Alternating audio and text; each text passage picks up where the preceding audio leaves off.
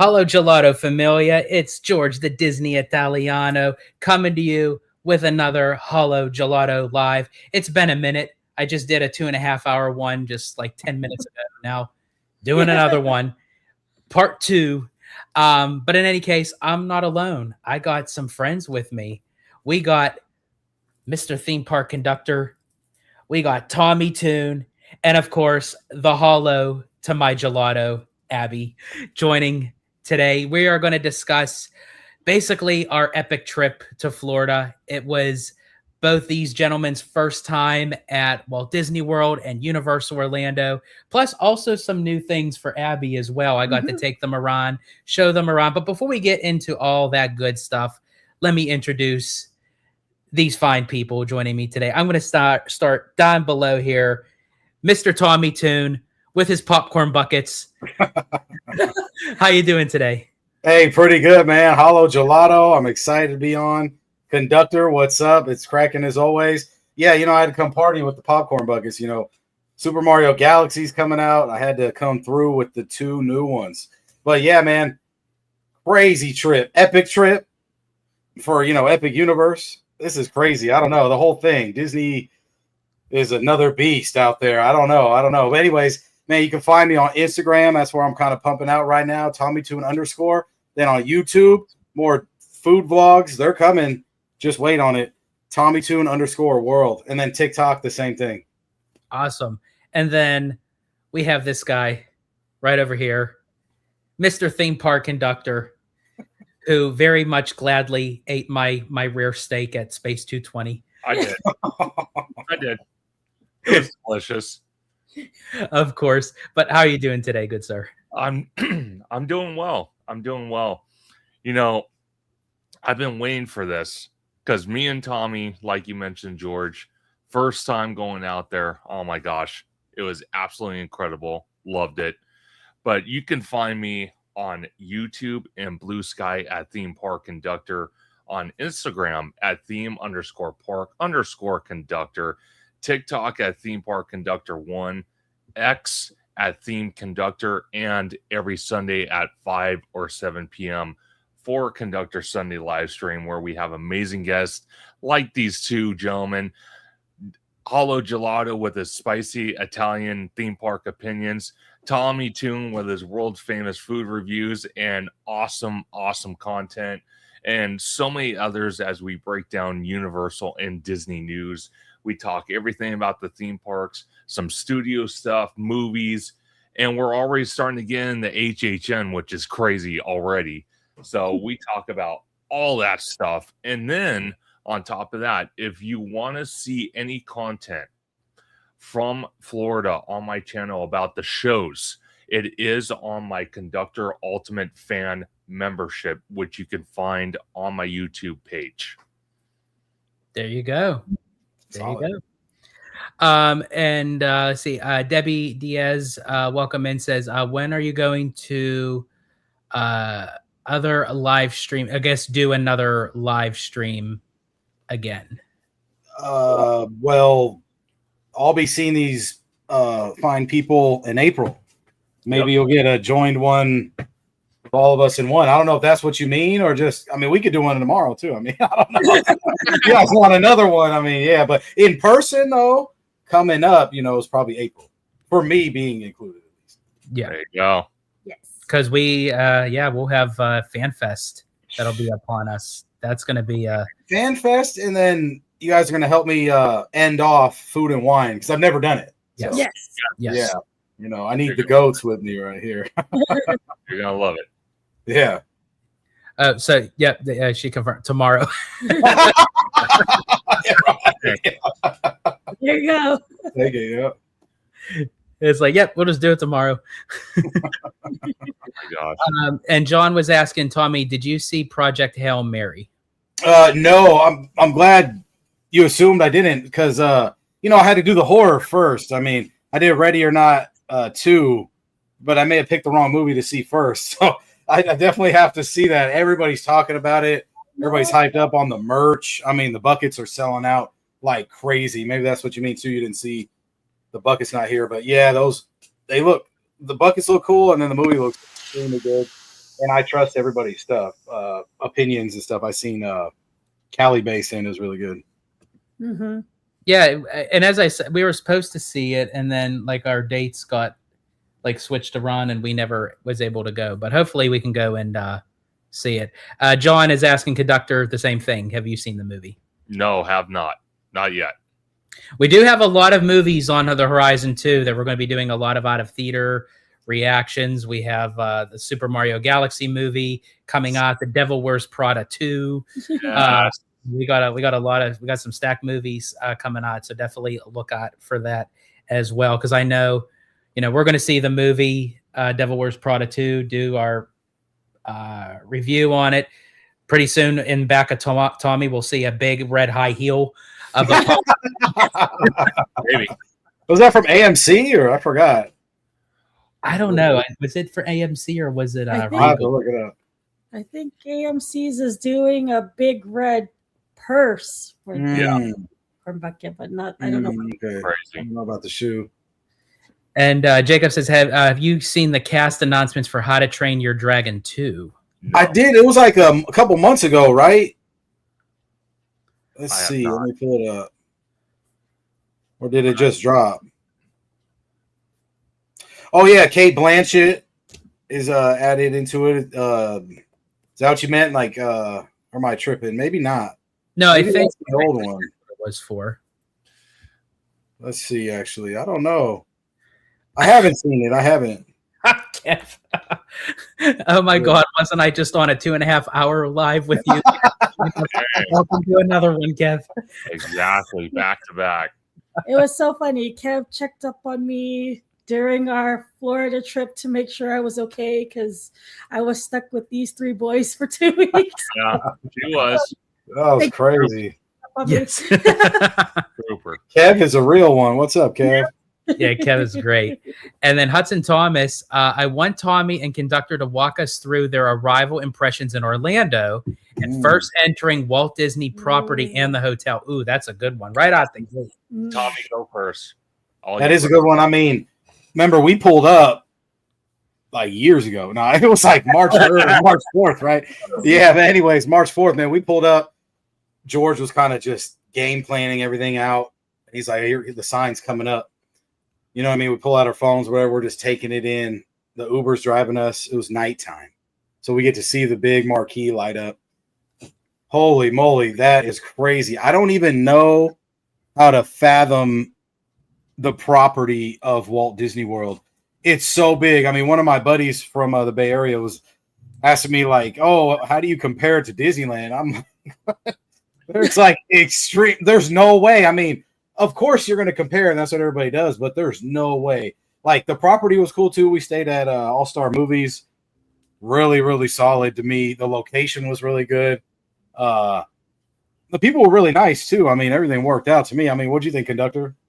So it's interesting because I'm going to start off almost identical to you. Driving towards the Parkway at night. Oh, there he is. There's Troublemaker right there. No.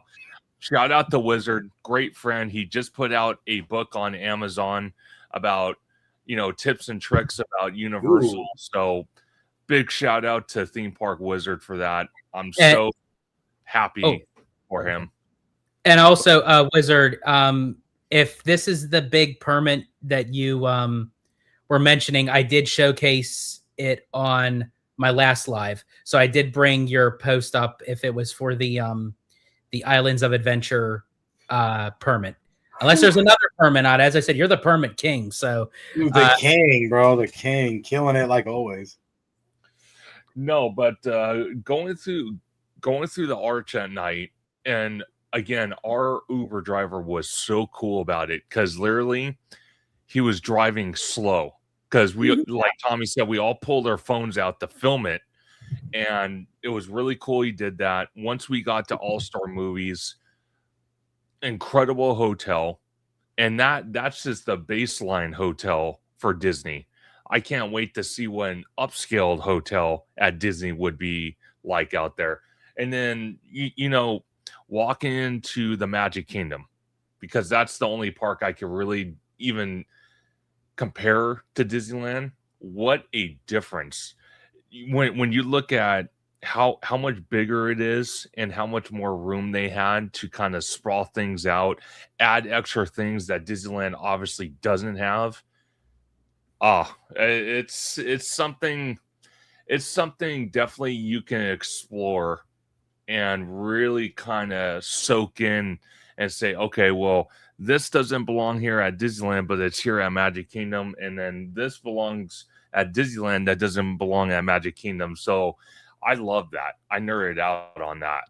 And I'm so glad that we did get there at night, because that's how the driver was able to slow down and take his time, because there was nobody on the road. Oh. If we were to do that in the daytime, I don't think an Uber driver would have done it, just because of a lot of the traffic going in and out. But yeah, I got to see it, as Tommy said, like with the marquee lit up at night and everything. And I am glad that he was able to slow down the car, because even at night, you have, some drivers that's just like, I'll just pass through. So he was nice enough to, for you guys to see it, and for the first time. And that's what I had to tell you guys, because after you pass over that archway, you think, oh, we're still on a major road.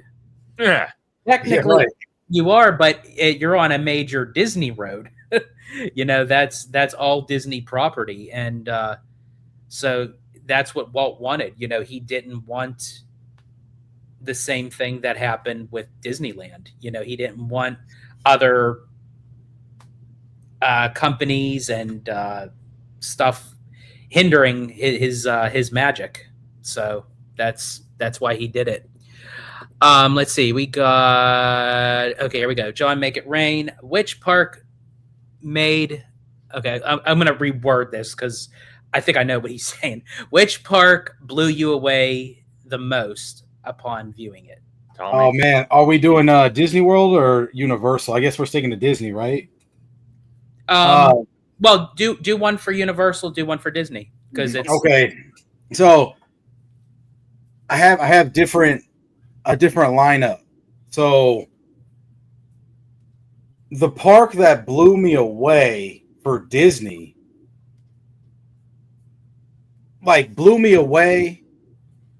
was Animal Kingdom, because the vibe, but I like Epcot the best. So the thing is I'm walking in, seeing the Tree of Life at Animal Kingdom.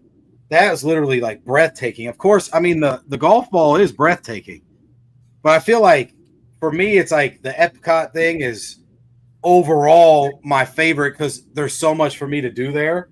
So I can't stop thinking about Epcot, but just visually, I know people say Epcot at night, but man, there's nothing like that Tree of Life. I know I sound maybe old school with that, just because it's it wasn't Moana and stuff. I mean, we saw the new trailer for Moana. I mean, The Rock looks ridiculous, but but yeah, but for it's hard. It's hard because Epcot is it, but then Magic Kingdom gives you that magical feeling. Epcot gives you that party feeling. And the Animal Kingdom felt like I just was in nature, and that's what I love. You know what I mean? If I'm not at a big party, then it's nature. Maybe I'll just stick with Disney for now, and then hand it off to Conductor. Maybe we'll bounce back to Universal. Okay, fair enough. I'll go Disney, and then you could go back to Universal. For Disney, for me, I think my number one would have to be Epcot. Number one, guaranteed, hands down. Because literally, you get two different experiences during the day, and then you get a whole new experience at night. Right. Because I have to tell you, the golf ball where Walt statue is, that'll lit up at night. Then you have World Showcase. Oh my gosh. So and then, the different pavilions. And then the place we ate at, Rose and Crowns. Shout out to George and Abby for booking that, because that was literally the best restaurant to not only eat, but to have a front row view of the fireworks and the show on the lagoon. That was by far awesome. Awesome. We did. We had a great viewing. We didn't have to get up. If you eat at Rose and Crown during the time of the fireworks, you have the option that you can go down into the standing space. Yes. But our waitress said, "You know what? Where we're sitting, we don't need to."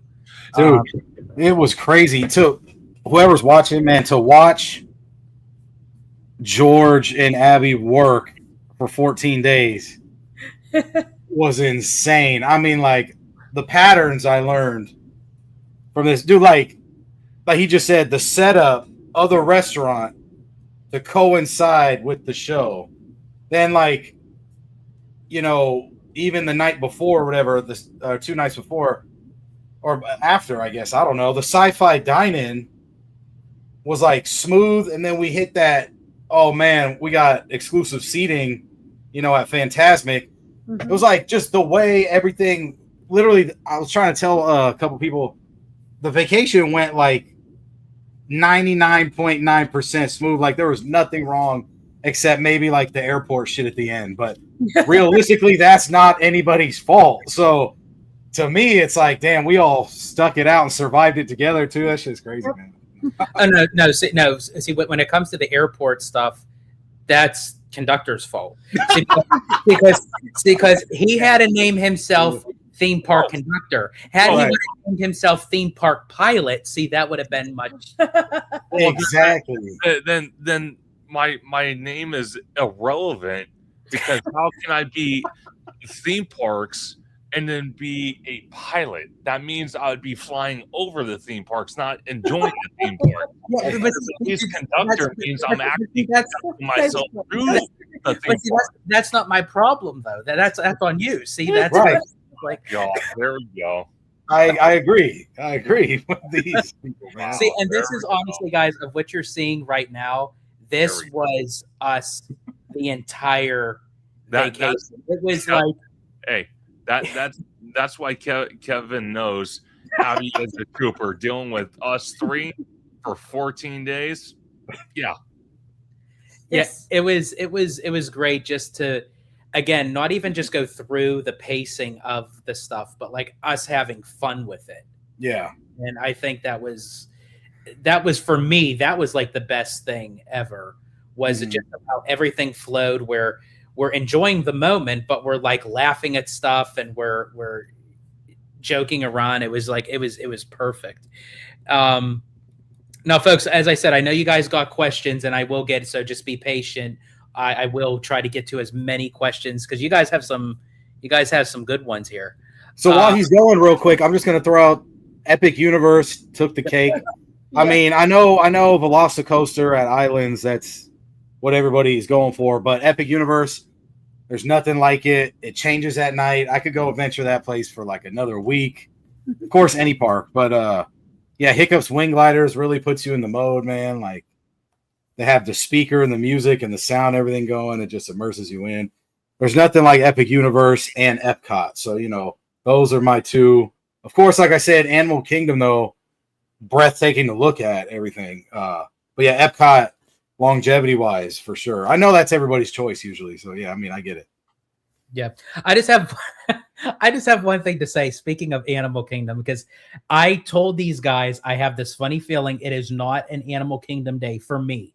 For as many years as I've been going to that park since 1998 that it opened, I've never been to Animal Kingdom where it didn't rain. And Yeah, sure enough, that was the one day where it was like torrential downpour. Now, the reason why I bring that up is, for all of you who have not been at a park with conductor during a storm, it is, for me anyways, it is so entertaining because I love watching him as he's like walking like 100 paces ahead of us. He's literally having an argument with the rain. He's like, I don't like rain. I know, but I'm saying like you're having an argument with it. I'm paying money to enjoy the park, not rain. If I want to do that, hell, I'll just find an area of California that just happens to rain and just be fully clothed and stand out there with no umbrella. If I want to do that, I'm not paying for that. I'm just walking outside and enjoying rain. And again, folks, this was the major entertainment that we were doing like all the time. Like we literally were taking even like situations and we were just having fun with it and laughing. But conductor, what was your Universal park? Okay, so I'm gonna go old school here. I'm gonna go Islands of Adventure for me, because literally you walk through and you're kind of in this marketplace, but as you walk towards the middle of the park, you have a fork in the road. You can go right towards Seuss Landing, or you can go left towards Superhero Island. But straight on the money shot, you have the big body of water. Then across the way, you have Velocicoaster, and literally right next to it, you have the 1993 themed buildings of Jurassic Park. Can't get any better than You took that photo. That was a killer Yeah. shot. You did. Oh my gosh, beautiful. But I do have to say though, Hero Island, even though it's based off Marvel back in the old school days, very, very cool to see. I can literally hang out in that land for a couple hours. It was awesome. Man, Spider-Man, that ride was classic. Just going on it once, like that is definitely top tier. I know it's old and no one talks about it no more, but man, seeing that for the first time, just coming from the West Coast, that was crazy. I mean, I say Islands of Adventure is last on my list out of the 7 parks, but it really is something else. I mean, to me, it feels like Six Flags and a little bit of like Universal, Disney, like all combined, but it feels like a Six Flags park the most. But that Velocicoaster and Hagrid's, I understand, you know what I mean? And then the best restaurant on Universal property, I mean, Mythos. I mean, that just raises the bar for islands to me. So, yeah. Yeah, and I'm really hoping, and again, because also of what Wizard had posted with the permits for Islands of Adventure, and they just recently filmed something where they're standing in Lost Continent, a big Universal person. So obviously some news is going to come out that Lost Continent is getting replaced with something. My money is on Pokemon, and I talked about this on my last live. But I really hope I somehow, some way, I just wish that like Mythos can be a time capsule where it's like not touched for anything. Because Me too now. Man, I absolutely love that restaurant. And Tommy, you had mentioned Hagrid's, and again, as things come up in our conversation, I'm going to kind of like segue to like these little mini stories, because that's what we're going to do. Conductor was on the bike. I was in the sidecar. And then Tommy and Abby were in front of us. Abby was in the sidecar. Tommy was on the bike. I swear to you, I laughed the entire freaking time. If I was able to get a picture of Tommy, because it was what he was doing. At times, it was during like the time where it was speeding. He wasn't holding on to the handlebars, which were up here. He was holding on to the bar. So it made him kind of have like this crunched look. So he's like leaning down, and it was just, oh my God, it was just so funny. We had the front too, I think. Were we in the front or am I tripping? You guys had you guys were we were section 2. There was like nothing like that experience at all. Nothing like it. We were cruising. It was me and Abby, man. We were cruising on that. You know what I mean? Yeah, that was clean. That was fun. Oh my gosh. But I think Incredible Hulk, that ride reminds me of like old coasters. So I don't really like the setup where it has like the rubber right here and it's hard rubber. You hit your head back and forth. I don't know. I'm okay with it, but I mean, they had that some Six Flags stuff, so I'm glad the newer stuff is like different for sure. But yeah, that Velocicoaster. Oh my God, I can't even. I love it when they just launch you in that hill. That's like that up part to the end is crazy. That's like the best thing ever. I'm going to bring this question back up, but really quick, Tommy, I wanted to ask you, because I asked Conductor this question. Which one do you prefer, Velocicoaster or Hagrid's? So on your vlogs, I said Hagrid's because the story, there was more elemental story stuff, not just dinosaurs screeching at you. But that Velocicoaster really had a long-lasting impression with me because I can't get over that hump, and then you come down, and then you chill for a little bit, then you go on a little twirl. Mm-hmm. That thing on the water, like there's nothing like that. Like Conductor was saying, like the money shot from across the lake, that's the money shot you're in.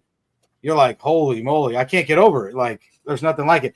It was the most intense coaster I've ever been on.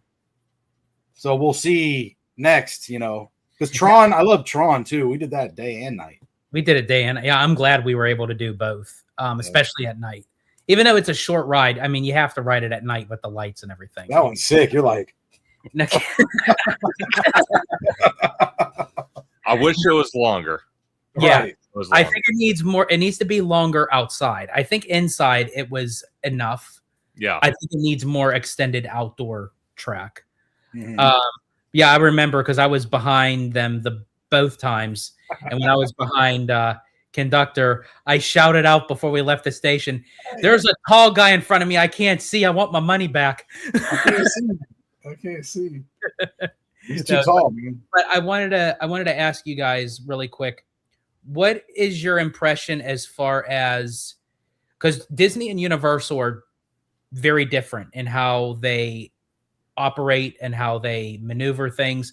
And obviously, as you guys were mentioning all your fun moments at both places, but what kind of separates the two of them for you, that where maybe Disney does something a little better than Universal and vice versa?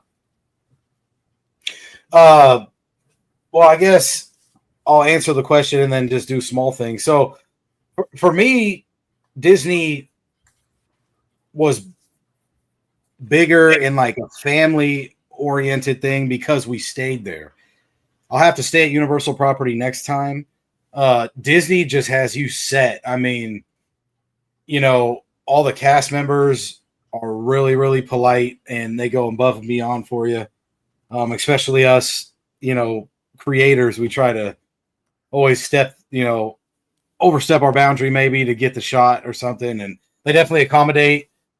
You know what I like about Universal though? Conductor brought this to my attention. So sorry if I'm stealing your swag, but they have their own security. They're not third partied out like Hollywood. So the Universal security is like super chill. They know what they're looking for. They're not stressing out over equipment or whatever you're bringing in. So I did like Universal like that. And I'm not sure if there's a Universal bubble where we sit and you take all this transportation around and stuff, but I just know Disney World, there's nothing like it. I've never seen anything like it. And the way it's like oriented is once you get there, they'll take care of you. I mean, the Wi-Fi works at your hotel and then the whole property after everywhere. I mean, like I mentioned earlier, the buses take you to and from wherever you want to go. So if you don't need an Uber, you don't have to. But the one thing about Disney World that just kills all competition is just restaurants. Restaurants in the resort hotels, restaurants at the parks. It's not just like grabbing quick service every minute, even though that stuff's good too. It's just, to me, it's about the sit downs and the experiences, and those things just blew me out of the water to me. Because to me, it's like, I want the rides and everything, but to have this experience with food, because I'm a foodie, really, really hit home with Disney World, I think, over everything. Even though Conductor's Big Fire at Universal definitely hit. Yeah. That was good. That was a great recommendation because I probably, as much as I planned 99% of the restaurants, but that 1% that Conductor did pick Big Fire, that was fire. I have to Fire. say. Conductor, same question. So repeat the question one more. Oh shit! Get over it. So, for you, even though you loved being in Walt Disney World and you loved being in Universal Orlando, what sets each of them aside that makes Disney World kind of over Universal and vice versa? The pros and the cons, so to speak. Okay. So Universal, I'm trying to think, because Tommy actually made one of the points I was going to make for Universal. And again, having their own security, having not just their own security, but also having an easier way to get into the park. Because as many people probably do know, at Hollywood, we're stuck in the old school ways of getting into the park, so it's a nightmare. So that's one thing I enjoyed about Universal. Another thing I enjoyed about Universal is that the walk around characters, there was a lot. Yeah. Not at Epic, but at Islands, at the studios. I loved it. And then for City Walk, again, we went to Big Fire. I had a great time. The guys obviously had a great time. Abby had a great time. We didn't even explore a fraction of the City Walk, so I'm definitely eager to go back and check that out. When it comes to Disney, I would have to say the entertainment and the restaurants and the hospitality won me over. Because, again, it's not to diminish the cast members at the Disneyland Resort here in California. But I said this to the guys multiple times over the trip. I said, I can definitely tell a difference, because when you look at cast members on the West Coast, you look at cast members on the East Coast, there's a difference, because the East Coast, I kind of feel they get paid better and they have more staff. So that way, not one cast member is overloaded with work. So in all return, that just provides a better guest experience to the people coming to the resort. When you look at Disneyland, you know, they do their best and I commend them for it, but we don't have enough staff half the time. You know, the staff that are there, as far as I know, they're getting overwhelmed with all these responsibilities that they shouldn't have to carry on their own. So in all reality, they try to, you know, provide a wonderful guest experience, but at the end of the day, they get so worn out and tired because of all these extra things they have to do. And some of them get so tired, they might not provide that excellent customer service. And I don't blame them 100%, you know, because it all has to do with the different litigations between California and Florida. So that's something I could tell without a doubt. Okay. And right before I get to the question, what's your take on that? Oh yeah, I'm here. No, just kidding. I like being in the Disney bubble because it was a lot easier not having to, and a lot cheaper, not having to go to the Ubers for the Universal parks. Yeah. I liked this time around because last year we did stay at Universal property, pack up, and then go to Disney property. So I like this portion that we were able to stay on Disney property the whole time. I loved that we were able to do the dining packages or the dining plan, because it really helped out not having to worry about like our meals and everything. Because at first we weren't sure if we were going to get it, and we were having to calculate, make sure we have enough money to cover it. And when we did end up going to the dining plan, they have so many like options. Like you can either choose a $20 meal versus a $90 meal. It's still all covered. So that was really cool. And I do like at the Disney because they have, a lot of different places to eat. Like I loved all the different restaurants we went to. Some I did before and others were a lot like new to me.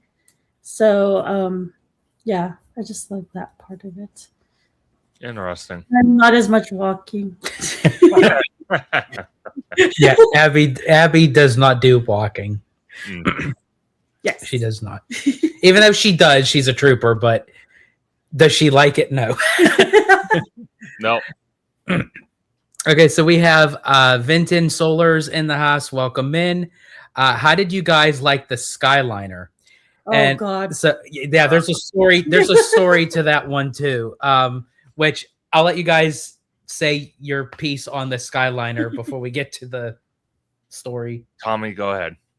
I mean, I don't have much. I loved it. I mean, I've never been on one. I thought it was really cool seeing the Epcot's, the main golf ball thing and everything. It was cool going in it. It's crazy to learn which one you take to go where, and they come in hot too. I mean, when you're about to get dropped off, I don't know. I mean, it was pretty crazy. It was fun though. I'm not really afraid of heights, so I'm a little different. Yeah, what do you guys think? So, for me personally, I actually liked it because it gave an experience of, seeing a lot of the resorts close by that you can kind of say, whoa, look at that, or look at this, and kind of, future plan your trips. Say, oh, I want to stay there, or, oh, I want to go explore that the next time I'm out here. So I loved that. And it kind of gave me a sneak preview of what the city of Anaheim's trying to do with OC Vibe, the Disneyland Resort, the Honda Center, and all that. So it kind of gave me that experience. But I'm going to leave the last part to Abby because I know she was scared to death. So go ahead, Abby. Yeah, they forced me to go on the damn Skyliner. Yeah, we did. We did. We did. Actually, our trip in May last year, I was like curious about it, and then I got more afraid of like, oh wait, we are really gonna go on it this time. It just like shoots you up, and I'm like, oh my god, here we go. Oh my gosh. And then, like Tommy said, it comes back down to what is it called? Like the little station. The little station. It comes really fast. It We were does. going backwards because I do not want to see it going forwards. No, It's you gonna didn't. be even more. So, yeah, It went happy to fast. be of the Skyliner. And for everyone who wants to actually see those moments, definitely check out my vlog on Hollow Gelato. Oh, It was It was our day day off. It was our Oh, day off. It was actually day one of our Walt Disney World portion. Like that was like kicking off everything, where we literally made stops at the Riviera. We went around the Yacht and Beach Club. We were at the boardwalk. But it freaks me out because like when it would slow down, we're in the middle and we're up high. I'm like, oh my god, please don't get stuck up here. jeez. It Oh was my gosh. freaky. And we got Cody Anderson in the house. Was going to Walt Disney World and Universal Orlando a childhood dream, or did you become interested later in life? So I'm going to answer that one because I actually told George many times, even before the trip, during the trip. I've told Tommy a bunch of times. Actually, for me, as a child, Walt Disney World was my childhood dream that came true because of George and Abby making that possible. Later in life, though, Universal Orlando became another bucket list dream of mine because of the fact that they had the old Jurassic Park theming. They had Velocicoaster. They have Diagon Alley, which Tommy and George will both tell you the moment we walked in there, I Oh disappeared. my gosh, I ran. We lost him. We lost him in Diagon Alley. I ran. Already. And Hagrid's and all that. So that's my take on it. But yeah, I would say Walt Disney World was my childhood dream. Man, let me tell you, I mean, I'm a little bit older than these guys, but not by a lot, so don't judge me. But watching Step by Step, Family Matters, Full House, they all had the two-parters. Roseanne, I mean, the two-part Walt Disney World ones, I always wanted to rewatch those darn episodes. I'm always like thinking, when am I going to go to this park? So, I mean, that was back in the 90s, man. So, of course, like Conductor said, Universal picked up a little later for me. I'll say after the pandemic, I really got back into theme parks, and Universal launched that for me. So, this was a dream come true for when I was a kid, and also just my new spark of curiosity too of everything. And when Epic Universe opened, there was something about it that everybody was like, we have to get over to Florida. And yeah, George and Abby helmed that to the end. I mean, I literally learned the form of vacationing over there through them. I mean, I probably wouldn't do it another way now. I mean, it's crazy. Yeah.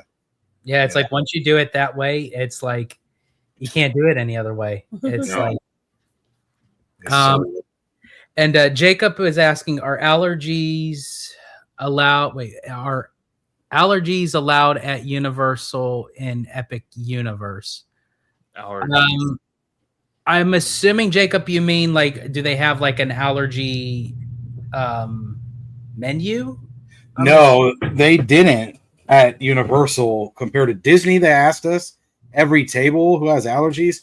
I think that it's obligated, legally obligated for them to ask you that, but I feel like Epic didn't like accommodate though. I don't know. What do you guys do? Like, what do you guys think? I think Disney asks more upfront. I think Universal might do it, but you probably have to bring it to their attention. Yeah. More than likely, I don't remember any Universal dining location that asked that question. The only place that I think Atlantic or no, it wasn't Atlantic. It was actually at Islands. It was in the San Francisco area. That George, you know it. at the Studios Park, No, Lombards. Oh, Lombards. Yeah, that was it. Yeah. Lombards. What? Wait. What did you say? Wait. Hey, for real. Hey, it's gonna be crazy when we go for Tropical Americas next It's year. gonna be hot. Yeah. Is that next year? That's next year. Yeah. Yeah, that's fire. It's gonna come up quick. Yeah. We're about to be locked in for like 10 days over there. Yeah, so Kev says my balls are sweating just thinking about Animal Kingdom Oh God! Americas. Don't tell me that. Yeah, I will say though, like there's a time like where if you go to Animal Kingdom, definitely bring some of that baby powder, just like pat the inners. I'm not even going to answer that. I'll leave that to your imagination. What was the other? John Make It Rain says I didn't see Tommy a lot in many of the late night live streams. Oh man, so I was gassed out. You know, I'm not from out there, so I was either gassed out or editing or eating. It was true. It was Yeah. true. Essentially, One of those it three. could make you gassy. So you were either gassed out or gassy. Yeah, Yeah, I guess a little bit, all of it. Yeah, Tommy did. You I did did it. like one. You did like you did one, and then you did some audio like to the side because I did something too when we were kind of like having our discussion while Right. Conductor was live. Yeah, they killed it. These guys killed it. They did like 8 to 10 days in a row. I mean, this thing, I'm sure you guys saw it, but this was a crazy run. It was the most closest I've ever got to a content creator space or house, and I could just see bigger opportunities later on. I mean, this is going to be insane. We all know we could work together, and like it's just I could see bigger, better things for sure. Yeah, we Yeah. all had like whenever we had a sit down restaurant, we had a routine of okay, who's gonna go first, second. Yeah. God, Always- no. Apparently, Conductor went last because I went last every time and had my little bread pudding from Mythos turned into a little freaking vanilla lake thanks to George. Thanks to me, probably. Yeah, sorry, man. I don't know what was more. I don't know what was more funnier, actually watching the genesis of that ice cream being stacked going Yeah, in, it was the puddle, Genesis. Or him pretending that it never happened. Yes. So, like, God, you suck. I don't like you. I don't like you. And Vinton asked, "How did you like Stardust Racers?" We will let you know next year next because year. When we can actually write it. When we can actually write it. Oh, yeah, hopefully, It's still not open, is it? oh, what was the date? They gave an opening. I think It's it was still like not open. April 5th. Right. Yeah, it should be opening soon, but yeah, no, it's still currently done. Thank God I didn't switch anything Yeah. because it still would have been done. But yeah, unfortunately, we didn't get to ride it because I was so excited because I couldn't ride it the first time because I had my surgery, and now I'm like, okay, I get to go on it now, and nope, it was down for Third time's the charm. third time's a charm. So we'll see. Oh, Lucas and Disney actually answered. It is open as of today. Okay. Oh, thank you. Wow, it took that long. Yeah, I mean, Jesus. did the Wi-Fi not work at Universal? Oh, because you're answering. So I was just saying, in general, since we're staying in the Disney bubble, that Wi-Fi worked literally everywhere in the Disney bubble. Universal, I had no issues with calling anybody, uploading on Instagram or anything. So I think I was just putting more emphasis on the Disney thing because I was nervous. I was reluctant because I was like, this is like a big city almost of people, and I wasn't sure if we were going to get Wi-Fi everywhere. But no, I was good at both resorts. Yeah. Yeah, I think other than sometimes of like uploading the videos, that's where it had the issues with me. But as far as like the actual working of the Wi-Fi, yeah, it worked at both resorts. Yeah. I have no issues with that. Let's see. Shout out Giant Peter though. I seen him. I seen your comment. Absolutely. Oh, yeah, because it's epic to see us. Absolutely, we are taking names and signing autographs. Literally. Right. Let's see. When you didn't see me running from the rain. Yeah. Yes. Well, that was only like one day. I mean, That's true. well, it was pouring though. I mean, I was trying to tell people, man, it's like a puddle coming down. They're like, what do you mean? I'm like, dude, it's like draping water. It's just like someone like turned the faucet on, like, and it just is all. It's not like little mist out here. Even down here, I mean, when it's like raining, it's storming in the Bay Area. It's not like that. Perfect. But I'll take it. I'm coming back. So I don't know when, but I'll come back. I mean, I didn't get scared away. So There you go. Yeah, so Lucas and Disney says, I hope you guys never went to Blue Dragon. Well, I'm actually interested in why you say that because the Instagram reel I posted online, somebody was like, "Who recommended this?" I was like, "Well, I mean, it looks appetizing when you're like Oriental food, like Chinese food, Asian food at like a theme park, and it looks legit. You go in, it's like city vibe. I don't know. I mean, I thought it was cool, but I mean." I guess George was like 1 out of 3. He only liked, like, realistically. The food was okay. Like there was some food that was like really, really good, and then there was something like the was it the dumplings? Yeah. They were really good. The dumplings were really good. So Lucas and Disney said appetizing, just Uber delivery Chinese food. Someone was like, the orange chicken's not as good as Panda. And I was like, damn. And then George was even like, yeah, this isn't it. But man, the waitress was top tier. You know, everything was really good for lunch. So for me, I had a great time. I mean, it was fun. I didn't really have one miss on the trip.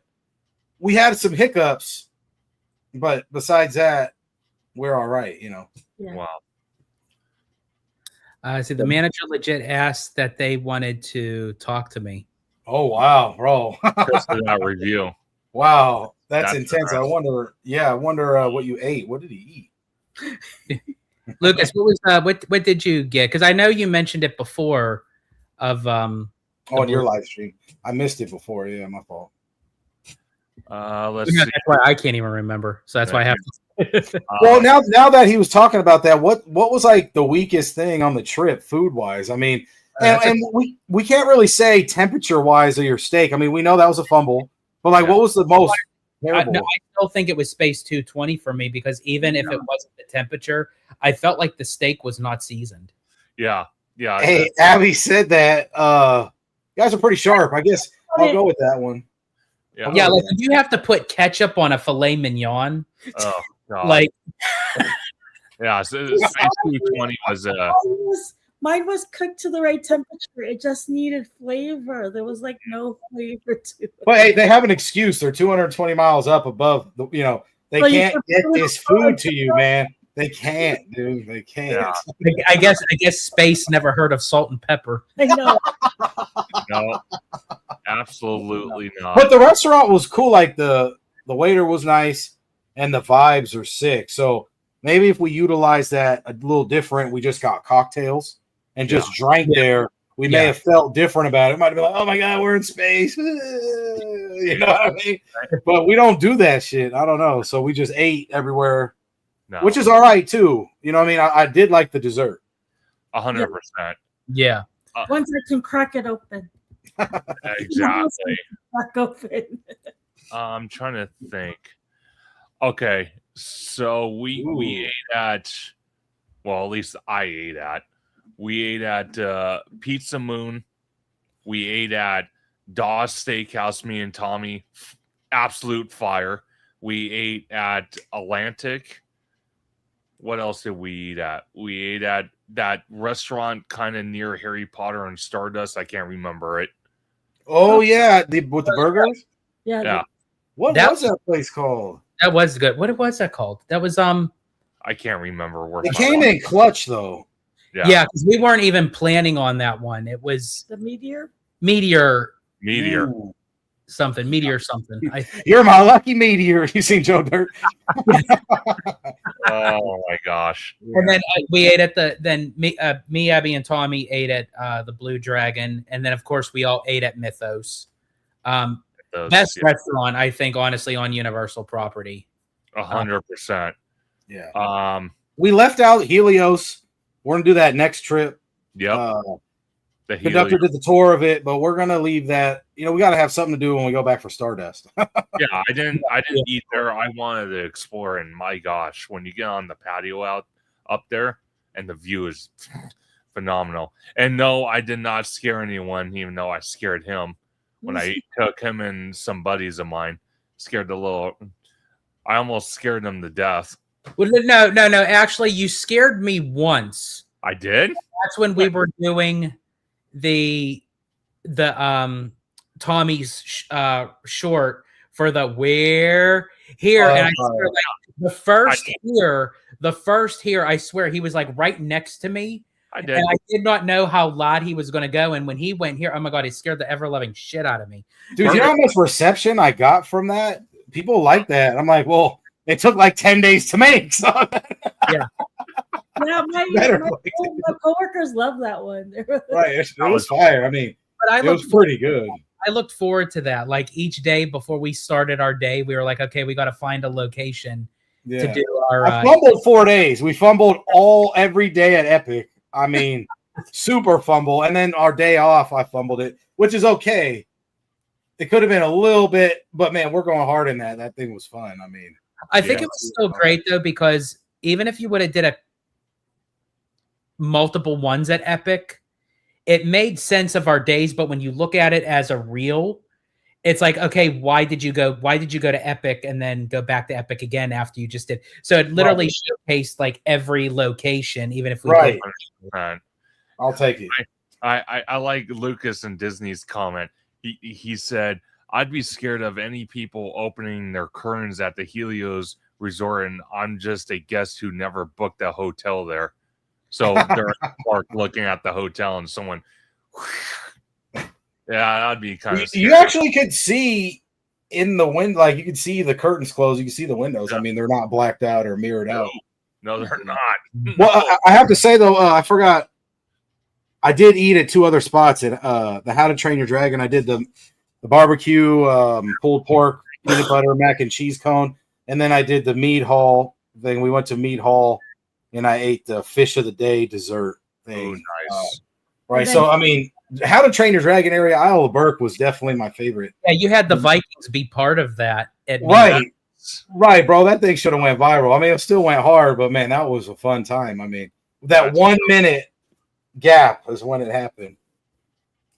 Oh, so yeah, you see, Lucas, honestly, I would book a room just to do that. I literally, really, honestly would wait until they start like the projection show. And then I would get a window room, and honestly, I would just like open it up and just like bare all chest, so you see like the Harry Potter emblems like flexing off. Oh my God. No. That's hilarious, dude. Oh my gosh. Pizza Moon, honestly, that was One the of the best pizza I think I've ever had at like a fast food theme park setting. Like as far Ever. as sitting down ever. I think Ever. I It was- mean, don't get me wrong, I do love Via Napoli. I know you're gonna. I know why you're laughing. I enjoy Boardwalk Pizza. I He do. loves the boardwalk. I love pizza. Boardwalk, but I mean, as far as like an actual like indoor restaurant, I tell you what, As far as the real pizza. Wow, that's a statement. That it was a sizable pizza. Yeah, it was big. However, fine. and I say this just so people know, because actually we weren't aware of it, because Tommy, you were actually waiting how long, if you want to let everyone know. So if they do go to Pizza Moon, when you placed your order. Oh, dude, I think so. Epic Universe has some solid stuff. They put the QR code on the table for Yes. you to order I did like that. and then initiate. But I didn't initiate at every my timing of initiating it at every restaurant was different. So you have to pick and complete the order, but then you have to go back in and put your table number. And put So your that's where I fumbled at a couple spots. I'm sitting here like, why did she bring me my water? You know, where's everything at? It's because I didn't click the number yet. Jeez. But I do like how Epic has that. It's almost like quick service, even though it's not. But yeah, I mean, I fumbled a couple times, so be careful. Okay, so let me ask you this, since we're talking about food, the restaurant inside Harry Potter at Epic, what do you guys think about that? Because when I walked in, I will tell you this, the restaurant was so detailed, it was crazy. And then the viral crepe that Tommy's like, we have to try that. We have That to was do one of the best crepes I've ever. I still have to release that because I had technical issues with the mics. Essentially, we started pantomiming our review afterwards. But I love that crepe. I would literally, honestly, go back, not even just to redo the review, but just to get that crepe again. Yeah. Right. And like I said, just the utter detail of inside that restaurant was just incredible. And that's one thing that I deeply appreciate about Epic, not just being new and all that, but every little square inch of the theme park was themed. There was not one bald spot I could find that wasn't themed to something. And I love that. Yeah, me too. Lucas talking about Super Nintendo World Food. So we've basically done all the Nintendo World Foods because it's in Hollywood, and of course, you know, we had to lock in that DK banana ice cream. Me and Conductor did. Man, that pineapple soda was extremely well. I just think, you know, I understand they try to have a crunch. They wanted a crunch, so they put caramel popcorn on it. They just got to be careful with that because sometimes the popcorn could get stale, and it may not give you a crunch. It may be a soft bounce, and then you don't really bite it right away, and it gets smashed. So that's what reminds me of that honeycomb cereal they put on the at DC. Right. Yeah. Here we go. Yeah. So it's fire, but maybe a different thing for the crunch. Oh, Hold on. Part two. well, Hold on. that's only in Florida and Japan. I mean, that's it. It's the only two places. Yep. And it was good. It was really, really awesome. Yeah. I would go back for I was that. mentioning that you're making me crave for a banana split. Well, sorry. Oh shit! I know that's fire too. Hopefully you have a Dairy Queen nearby. No, I don't think we have a Dairy Queen, but I do. actually that sounds good too. A Dairy Queen cheeseburger. That actually does sound Yeah. good. Damn. I'd rather guess go so. for Oreo Blizzard. Ooh. Yeah. Oh, gosh. See, John Make It Rain, did you guys participate in any of the alcohol mixing classes at Epcot? No. No. No, they actually had a D23 mixing class. Actually, the first day we went to Epcot was on the 11th. Actually, because Conductor and I were talking about it before we left for the trip, but it was like $500 some per person. I'm like, No, I'll just drink on my own, thank you. Like I'll No, No, I have to go back to Epcot. We did 2 days. I have to go back for the World Showcase drinking around the world thing because I didn't do it. So I do have to do it eventually, but just too much to do. I could have went to Disney World for 2 weeks. Yeah, same. Yeah, really, yeah, you really could. And then we have Xtina's Fighter 2000. Which Space Mountain do you like more after being on both? So I unfortunately, didn't go on it. go on Magic Kingdom's Space Mountain. I do want them to experience it just because so they can actually give their Next full reaction to like which one. I have an idea which one they probably would prefer. But we wanted to make sure that we knocked out all the stuff that they haven't experienced because of being out here. We wanted to do a lot of the stuff, you can't get out here, such as like the People Mover, Carousel of Progress, Seven Dwarfs Mine Train. Yeah, and it actually really is. I agree. Space Mountain in Magic Kingdom is hell. I don't want to go on it, man. What's the point? I'll take your word for it, man. And I trust your judgment, so I'm gonna fall back on that one. Go ahead and read it. Go ahead. If I pay $500 for the mixing class, do I get the certification at least? That's pretty good, dude. Unfortunately, no. And I do want to point out something about Tomorrowland because I told the guys this, so I know for people that are watching that are a Florida resident or have been to Walt Disney World many, many, many times, I'm going to tell you this right now. I don't know what everyone complains about with their Tomorrowland.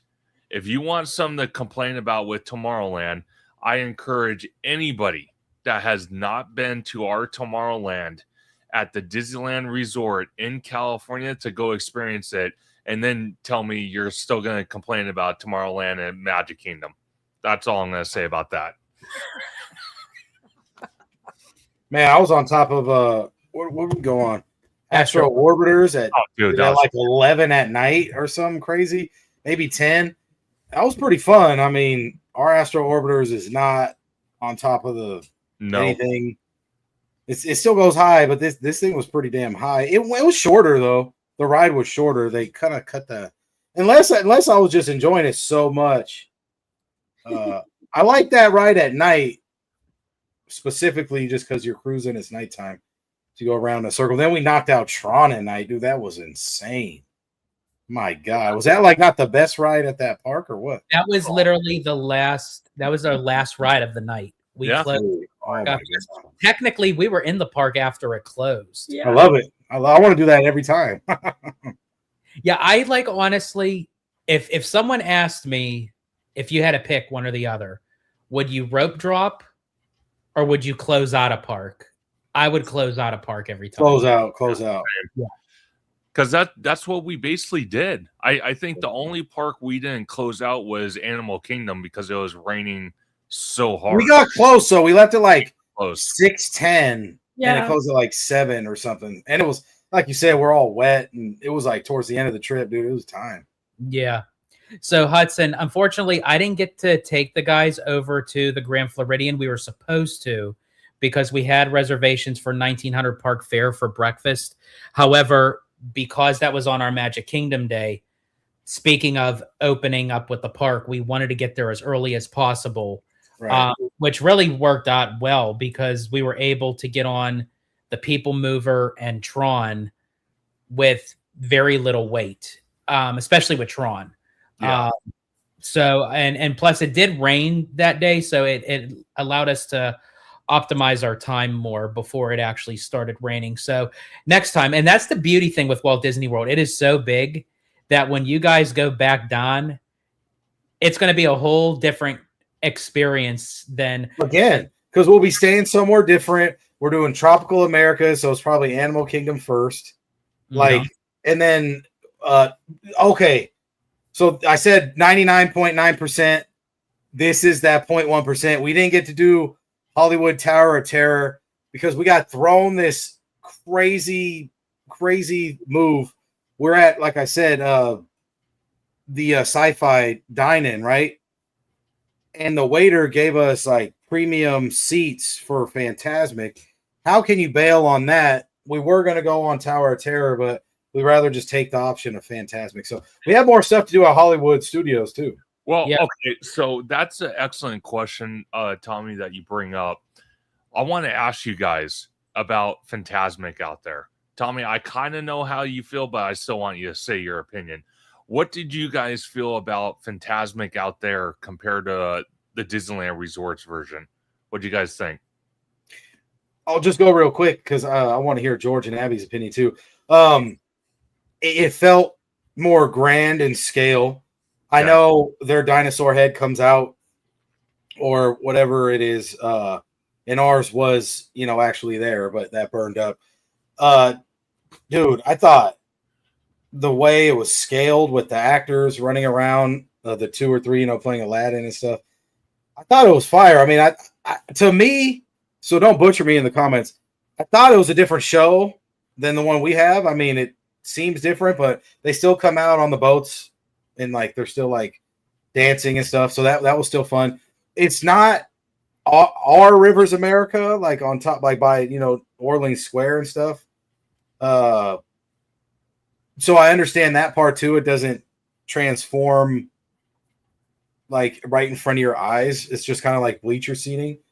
Sure. But I kind of like that. I like that it's a show.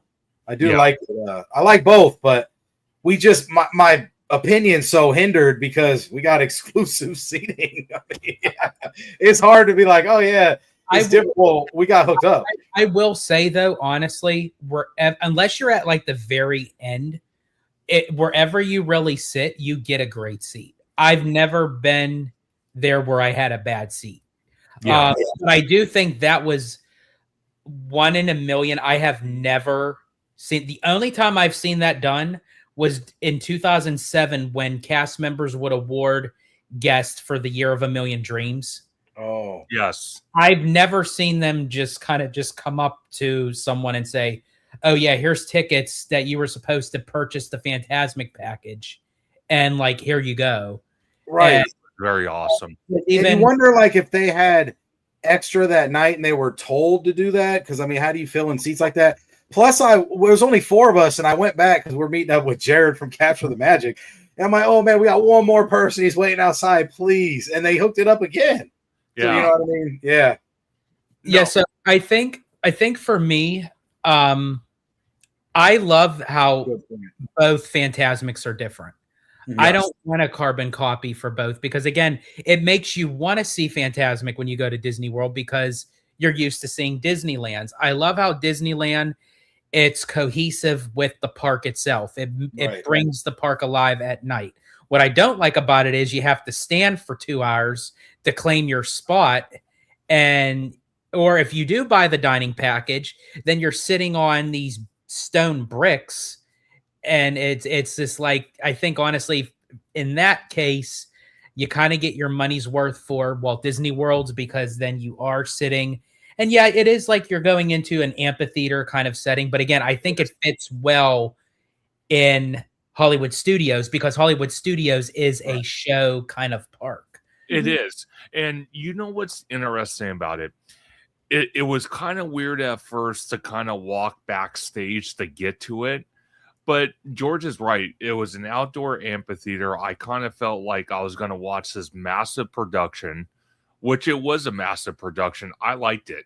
But I also agree with George that I like how you have 2 different versions of the same show. You have the one at Hollywood Studios, which is kind of backstage in an outdoor amphitheater. And you have another one that's kind of right in the middle of the park. It's just, for me, the only gripe I would give about the Hollywood Studios park for their Fantasmic, instead of having bleacher seating, Good point. I want to had actual stadium seating.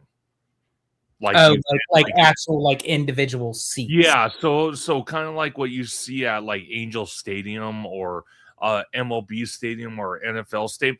The seats don't have to be padded, but a seat like that, I kind of feel like that would have been something better. Only reason being because after sitting there for because Fantasmic's 30 minutes. It's a 30-minute show because I filmed the entire thing. It's 30 minutes, and after a while, especially if you're either just sitting there watching the show or you're a vlogger and you want to record it, your back gets tired very easy. It's not comfortable at all. So that's the only thing I would say, but I don't know. I think for right now, the Hollywood Studios Fantasmic kind of upskills the one at Disneyland for right now. But I can promise you, once Disneyland gets Murphy back, the full animatronic, if we do get it, or when we get it, ours will be way back on top once again. It does make me wonder when they do bring the dragon back, is it going to be even a bigger state of the art I would hope so. Because really the one that we lost was when did they premiere that dragon? You know what? That's an excellent question. Because I mean, it's been a while, so I can't foresee them bringing back a kind of like an robotic animatronic that it was formed 10 years ago. I have a feeling like it'll be more state of the art, I would think. Well, let me find out. And then while you do that, John asked, did you guys experience any mosquitoes? So for me, every time that I am in Walt Disney World or even Universal Orlando, I have no problems with bugs. Me either. Me either. I come back home and I'm a freaking like blood buffet. Yeah. But anytime like I'm in the resort, I don't know. They do like their spraying and they keep up with. There was this like tick looking thing that was on somebody walking into Epcot though, and he kind of flung it off. Yeah. And I was like, was that a tick? Man, I was about to take his leg off, bro. Yeah. he probably brought it in. Yeah. So, exactly. 2009. Okay, 2009. So, I mean, 17 years. So I'm for sure they're gonna like updo it where it'll look much better. 100%. And then, did you guys enjoy Animal Kingdom's water ride more than Grizzly Peak at Disneyland? We didn't go on Cali River Rapid only because, well, for two reasons. One, rain. Well, actually, I was just going to say you guys didn't really want to get wet, and number two, like with water rides, and number two was we basically got wet anyway for that day because it was like that.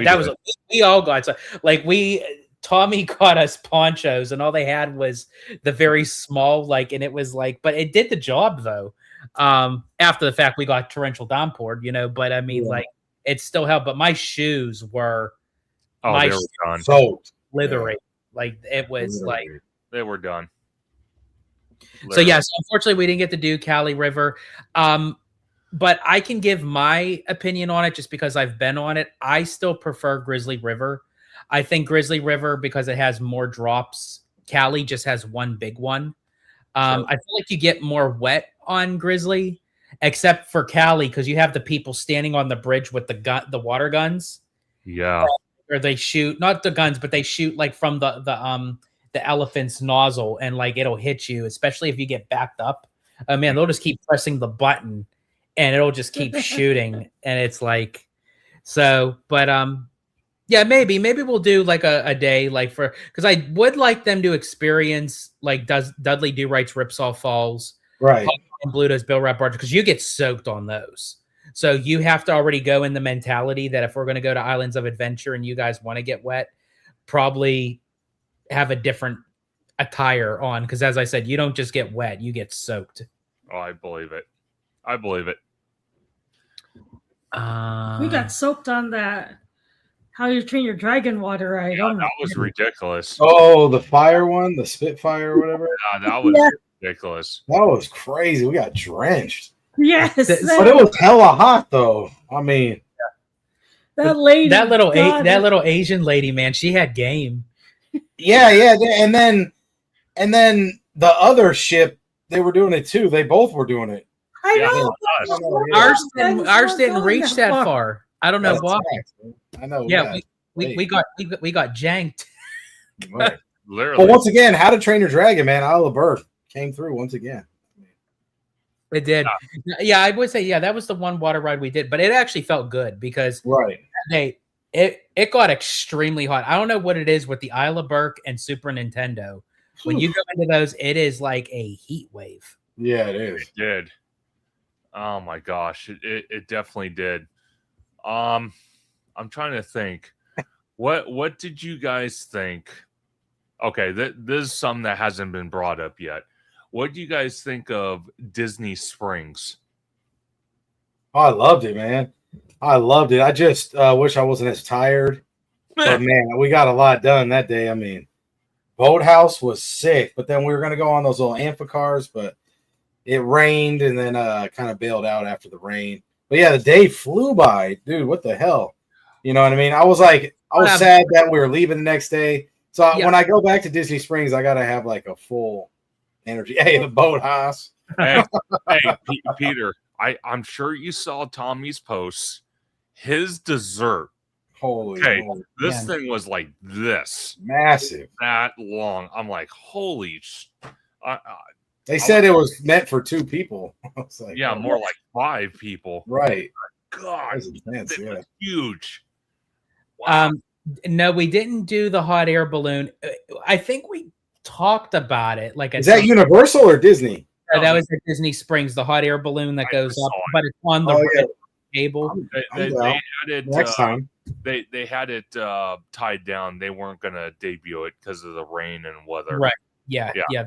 We just had a really, I think, rainy day like for Disney Springs, but sometimes that's a good time in a sense because you don't have to worry about like the rides or anything. It's just the only problem is when it rains with Disney Springs, everything is so far spaced out. Yeah, it is. That, like you can't reach one side to the other without having to go outside. And but yeah, Tommy, I agree with you. I feel like out of all the days, that was the day that went by the quickest. Was our I kind of felt that. I barely got anything done. Like I could have went to all the stores and stuff. I kind of just lollygagged. I don't know. It was fun. I mean, I bought some merch for sure. It was cool. Good time. Yeah, I think the next time we do Disney Springs, we'll do like a full on day where we could just not even just do shopping, but we can do like whatever. We'll do some restaurants next time. Yeah, next time. Next year. Yeah. I think that's what I'll do. I'll just like set aside a day just for like Disney Springs. That sounds awesome. Yeah. So I think we were talking about the resort across the way from Disney Springs was Saratoga. And that's that was actually perfect because we were talking about for next year for us to do Saratoga Springs because I was running by some hotels to Conductor and we were sitting in the Boathouse and yes, Peter Haas, Boathouse. There you go.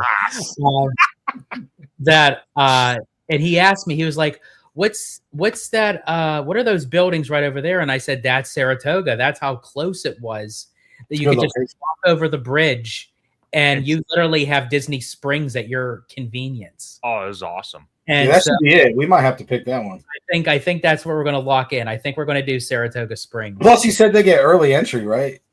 With it being a deluxe, you get you get the early entry for the park. Time, man. It's time. Which would be smart for Animal Kingdom. Right. Right. Yeah. You have to set aside like 5 days for Disney Springs. Yeah, exactly.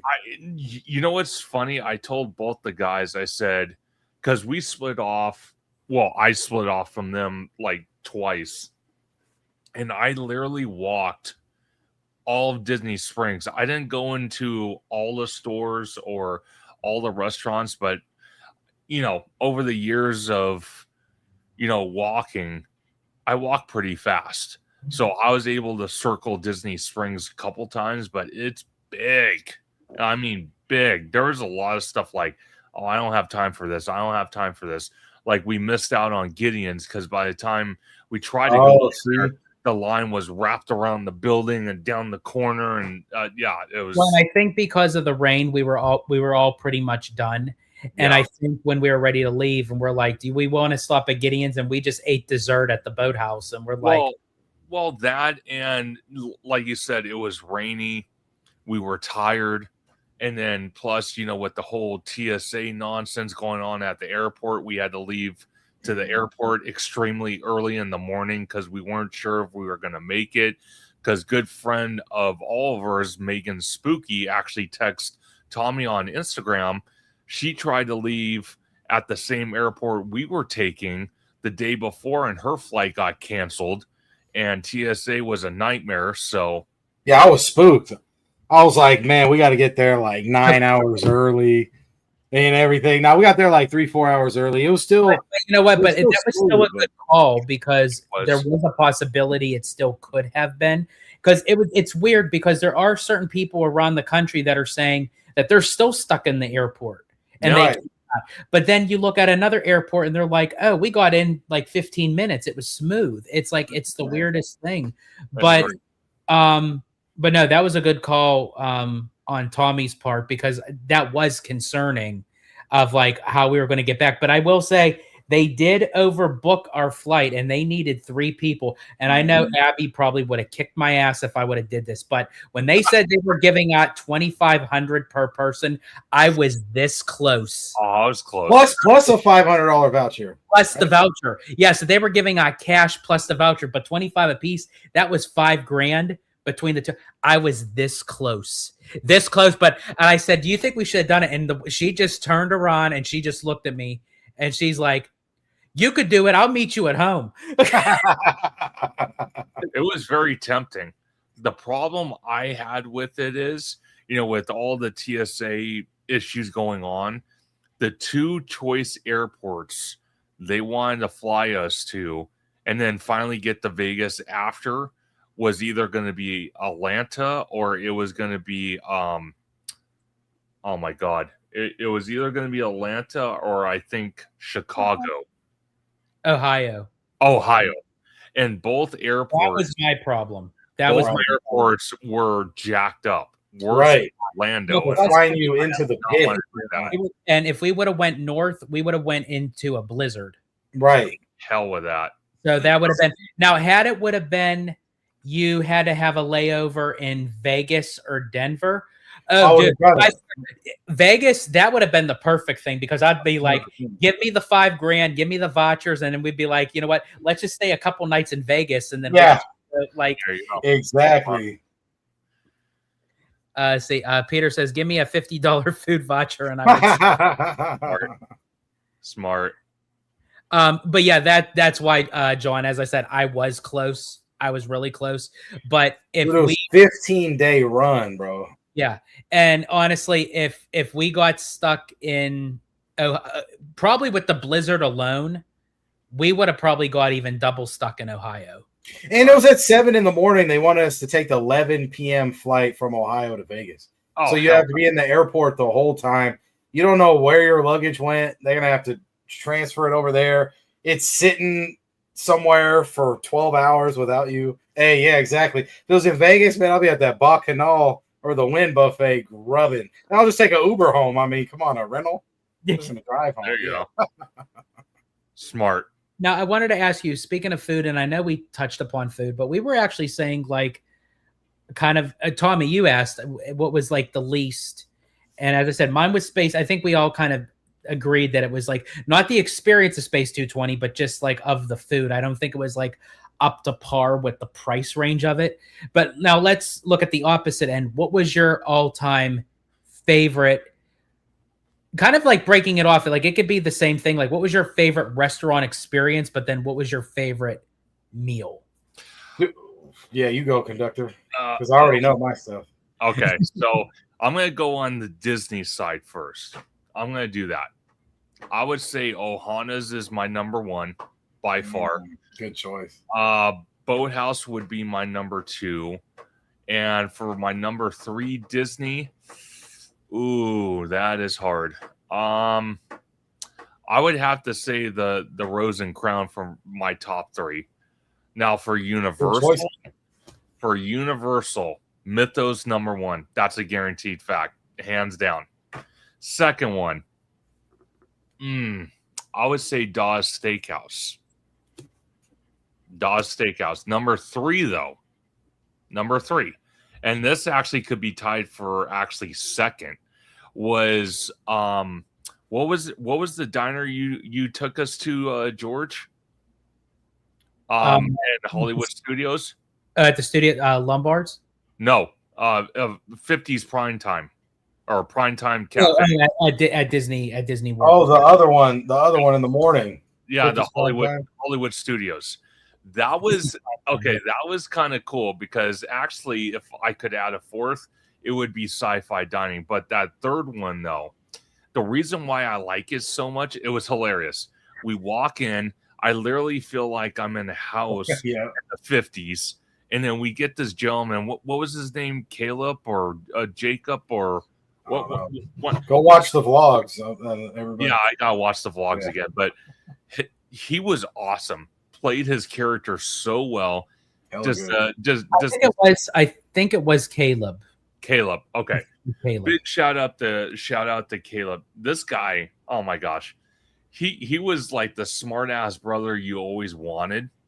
Because this guy was totally in character and I loved it.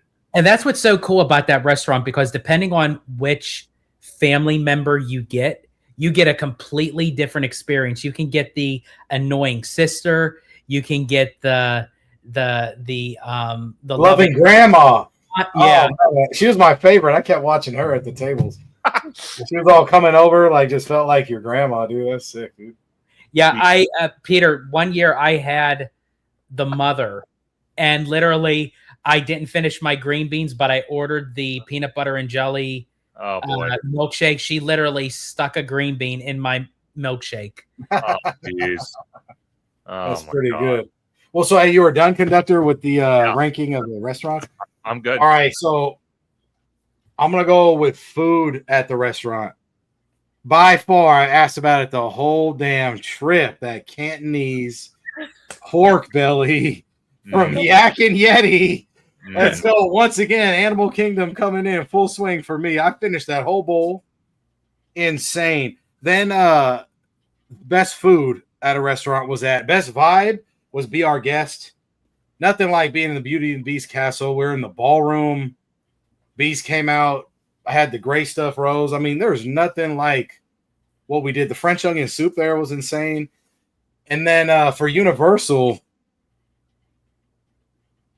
Mythos, man, that pork chop, that bone-in pork chop was crazy. But then Big Fire, man, that probably was the best filet mignon I had all trip. Best beef I had all trip. That was just in City Walk. Definitely top tier, in my opinion. Epic Universe, Atlantic was really fun. I liked Atlantic. I mean, they were really nice there and stuff, too. The waiter kept coming back and forth nonstop. Except for that caviar, that was disgusting. But that's but still, even the experience added to it, like it was fun, man. I don't know, that place was lit.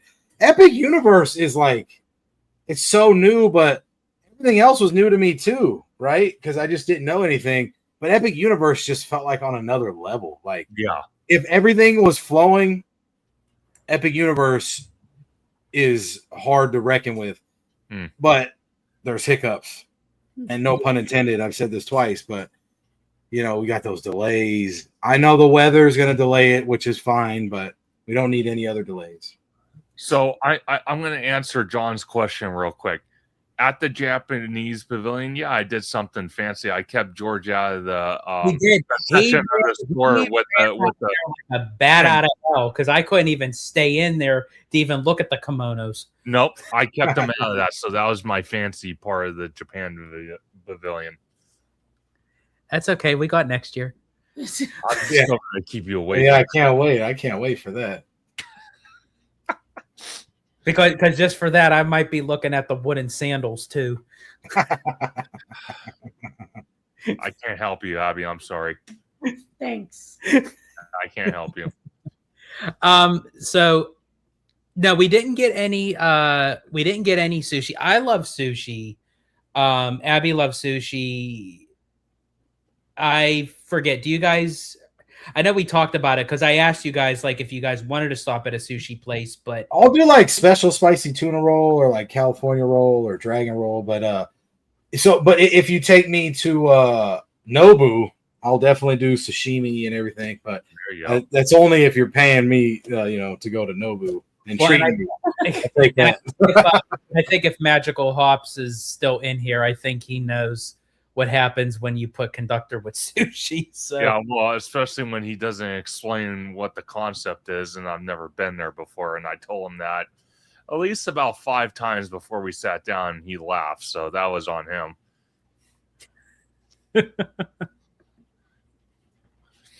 Oh my gosh. We had that calamari taco at Epcot. It was pretty good. I mean, Jared from Capture the Magic that was was good. lacing up. Yeah, he was telling us to get that, and it was real calamari. So for $8 though, for Well, $8, Disney gave you two. I They do it- exactly. I wish it was that. It's Disney though, and it's calamari. I mean, I think That's it's so funny that we didn't even do this on purpose, that throughout the whole trip, Abby got at both Universal and Disney, she got the calamari.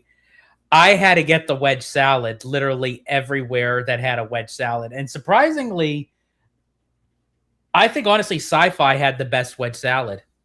Yes, and actually, I did. You guys did that. The I bread did- pudding at every single I did the bread pudding at almost yeah, every- you did. He gets the bread pudding. Hell Even yeah. if the ice cream's gonna melt. I'll never forgive George for that. Yeah, you owe him a bread pudding, man. Nah, I do. I feel like I do. I'm the one. No, you're good. Well, I'll tell you what, I'll buy you a bread pudding when you get me a filet mignon. No, there is no It's like comparison. $100. I have to say though, I will keep talking about it. I know I keep on repeating it. That was one of the funniest moments. So honestly, I can't really downplay Space 220 because if I did, that moment would have never happened. George, Right. you know why we're talking about it? Find that moment and bring it up. Share it on your screen. Bring it up because everyone has to see it if they haven't watched the video yet because it's a certain section. It was one of the most funniest moments. I was laughing. I was dying. And then while I'm doing that, if you what was your favorite experience restaurant and food? For food, well, I did order the calamari everywhere. The best calamari was at, where was it at? Well, the best lobster roll, because I ordered multiple of those too. The best lobster roll was at Lombard's. The best dining for me was, I really liked, whatchamacallit? I liked Be Our Guest. I like being in the castle. But I also like the 50s primetime just because I like the experience in there. And the fried chicken was really good, even though I had really big breasts. They gave me such a big piece. And then for I also liked the lobster roll at Atlantic was good too. Unfortunately, the one for Boathouse wasn't that great just because I don't like the cold lobster roll. So it wasn't as good as the other ones. And I loved the Ohana noodles. Those were, yes. Yeah, That I think restaurant was crazy. Yeah, I think Ohana for me, I mean, I loved all the restaurants. I loved all the experiences. But Ohana's, I think, was like the top notch. I will say California Grill would have given it a run for its money. It Oh, would have. Which But we looked at the unfortunately, menu, though, next year. yeah, they were on a seasonal menu because actually California Grill is celebrating its 30th anniversary. Oh, And you would think for its 30th anniversary, it would have had like show stopping, but we looked at the menu. It was not impressive. Yeah. The original menu is, so next year for sure. So I'm going to answer a couple comments, George, while you're pulling up that Yep. video. John asked where Ohana's is at. It's at the Polynesian. And then he also asked, did we do the Hall of Presidents? The show wasn't open, but me and Tommy actually walked in there and kind of walked around the lobby. That was really cool. And then No JFK. Is it just older presidents? They should have put JFK in there. I didn't Or, see I it. guess. Yeah, I guess it's just older presidents. He might Like, 'cause- actually, yeah. you know what? Actually, I think I did see JFK somewhere. No, I don't think. No, he wasn't there. You sure? Yeah, maybe they're just doing like old Maybe. presidents. And then John asked which park had the best staff. Ooh, I don't know. Epic Universe was pretty lit, but Yeah. like Disney World, I'd say all around everywhere Yeah. were like really, really like. I was giving some candy. They wanted some candy. They're like, that's my favorite. Gave them some candy. I mean, I was like, hey, I'm gonna do this reel and run out. I didn't tell everybody I was doing the way I did stuff, but some I did. They let you do it. I mean, they let you do whatever you want out there. You paying the bucks, they don't give a shit what you're doing. Yeah. Exactly. And then I want to bring up the last comment, George, if you're ready with the video. It's from Tiny Snacks. Yeah. He said, did anything at Walt Disney World stick out with it being a tourist park compared to Disneyland? I will tell you this.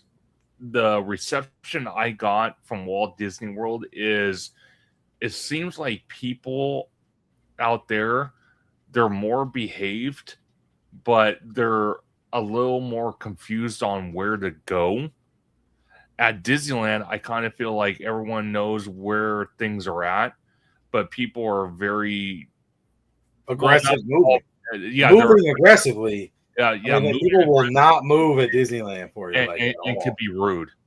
Yeah. So, that's So why- for me, Disney World just the stick out thing was all the buses and all the free transportation you literally yes. get from anywhere at any time. I mean, like they say stuff closes, but they'll wait for you. Like literally, they'll wait for one person. Like Yeah, that's what they treat, said. yeah, they treat everybody equal, if not better than equal. It's insane out there. Like you're on Disney World. We're on property, this resort. It's like a city. I swear they move different. You know what I mean? One Mhm. hiccup and you're probably fired. So And not I like guess, Anaheim, Anaheim's a city inside, and I guess I kind of prepped you guys of how it was going to be, but again, I could repeat myself till I'm blue in the face. You're never going to know until you actually experience it yourself. Then after you do, then you're like, okay, I get it. While Disney World and Disneyland, they are two totally different beasts. Yeah. They're equally great. They're in their own way, but when you try to compare, it's like you can't really do that. It's weird. It's really weird. Yeah, because that's how I felt when I first came out for Disneyland, of how you guys felt for Walt Disney World. It's just, and honestly, I'd even say for Universal, I feel like the same way. When I go to Universal Orlando, it's a completely different feel than going to Universal Hollywood. It is. And the because- thing I could appreciate, yeah, go ahead. No, yeah. No, Yeah, go ahead. You were starting. Go ahead. I'll just spit it out real quick. I just haven't been to Disneyland and Universal yet. I'll go back in April. But man, like after this trip, let me tell you, I do appreciate the condensedness of the parks where I could move quicker without sweating. That's all I want to say. Go ahead, conductor. Yeah. No, to answer George's point though, to be completely honest with you, I think what made the parks more enjoyable for me out there compared to here, it all has to start with the security and how we entered the parks. Such a better experience right off the gate, literally. And that's one thing I expect when I'm paying a lot of money. I'm going to tell you right now, when I'm paying a lot of money, if I don't get the best impression I can as I'm entering through security as I'm entering at the entrance to the theme park, it kind of dampers the mood for me. And I'm not one to kind of fall short on having a bad experience right off the gate. It's just, for me, the security, oh my gosh, at Epic, all the Universal parks, just same thing at Walt Disney World. Very accommodating. They know what to look for. They were very kind and respectful, very helpful, and the systems that they use out there is so far advanced and so more efficient that I never had a problem. Whenever I go to Disneyland out here or I go to Universal Hollywood out here, it feels like I'm at an airport going through security. And I don't like feeling that. I don't. Especially when I'm basically a man on a mission. Like, I have a plan laid out, what I want to do in the park, what I want to cover, what I want to ride, what foods I want to try before I meet up with some friends. That's what I want to do. And to kind of be in this dinosaur age of security out here, it's kind of unacceptable at this point. Yeah, I could agree with you with that, because again, I noticed that more because I started out with Walt Disney World. So I got to see the better part of it before coming out here, and it's like, oh wow, that's like a major downgrade. So you guys got to see the opposite way. But before I share my screen to show the little snippet, Conductor, I believe this is for you, so I will let you take over. Absolutely. Big shout out to Hidden Geek Village. I'm so glad to be back. He says, welcome back. Glad you had fun. I can't wait to visit the Florida parks again. Disney World was my first park. And even though I am in California, I feel Disney World is my home park. You know what's funny about that, Hidden Geek Village, and thank you for the $20 super chat, very kind of you, is that, again, for me, what won me over there was the efficiency of security, efficiency of entering the park. That's what sealed the deal for me. Literally. And sometimes it takes like just those small things, you know, just to kind of like, because again, Disneyland is phenomenal. Walt Disney World's phenomenal. So you have to kind of nitpick a little bit to say, hey, like, what can, you know, win me over this than that, you know? That's that. Yeah. And it is very valid. It's very valid. But I'm going to share my screen. And this was the vlog on Holo Gelato. And I'm not going to obviously show the whole video, but I'm just going to give you guys the little snippet of, I think, was one of the greatest moments of this whole entire trip, because it literally went off without a beat. And it was just, oh my gosh, it was awesome. More like softer, and at least seasoned that I don't need any sauce on it. Mm-hmm. So I give it 2 yum. Okay, so there was some confusion with the temperatures of our steaks, which we really didn't know because it is like very darker in here. So I ordered a blue steak, which I think it was more so coming out as like rare. But little did we know that they mixed up the plates, and actually, Conductor, after I brought it up, he noticed it, and he had me take a piece of his steak or his filet mignon, and it turns out that I ended up with his, he ended up with mine. So essentially, he cleared his plate, well, essentially my plate, but how is my filet mignon? Couldn't be more perfect if it tried. That was like perfect. Oh my God. I wish everybody could have seen George's face when I said that. He was like red in the face laughing. I was actually surprised he can hold his camera straight. I was, because I just thought I was just going to end up saying, like, I hope you enjoyed, you know, your filet mignon or my filet mignon. Did you enjoy it? And I just thought you would have been like, yeah, but the fact you took that last, you had one piece left. I did. That was it. You just like had to just rub it in. rub it in, like relish in the moment of. Of course. I think honestly, out of all four of us, you did. You had like the best filet mignon. It was tender, it was juicy, it was flavorful, it had the right temperature. It did. was- It was the best filet mignon that will go down in history in my stomach. oh my gosh. Gosh. But I wanted to ask you guys before we pretty much are coming out to a close. Is there anything else you guys wanted to bring up, discuss? Yeah, I got one. Obviously, after this, we're going to think of a lot of more stuff. But anyways, Guardians at Epcot. I'm glad you brought that up because actually that was going to be Wow. my closing thing. Was what was your favorite attraction? We rope dropped this, Yes. and this ride blew my mind. I already had done Velocicoaster, Hagrid's. Did I do Tron yet? No, I didn't do Tron yet. No, Tron didn't come. I had no Tron to compare to, but I keep saying Tron, but Guardians, though, I was just mesmerized by this. I don't know why. Something with the lights, the story, the music. Guardians is one of my favorite Marvel movies, like top 5. So that one just really was worth the wait. I mean, we had a lot of waits. It's easier to wait in line when you have friends to talk to.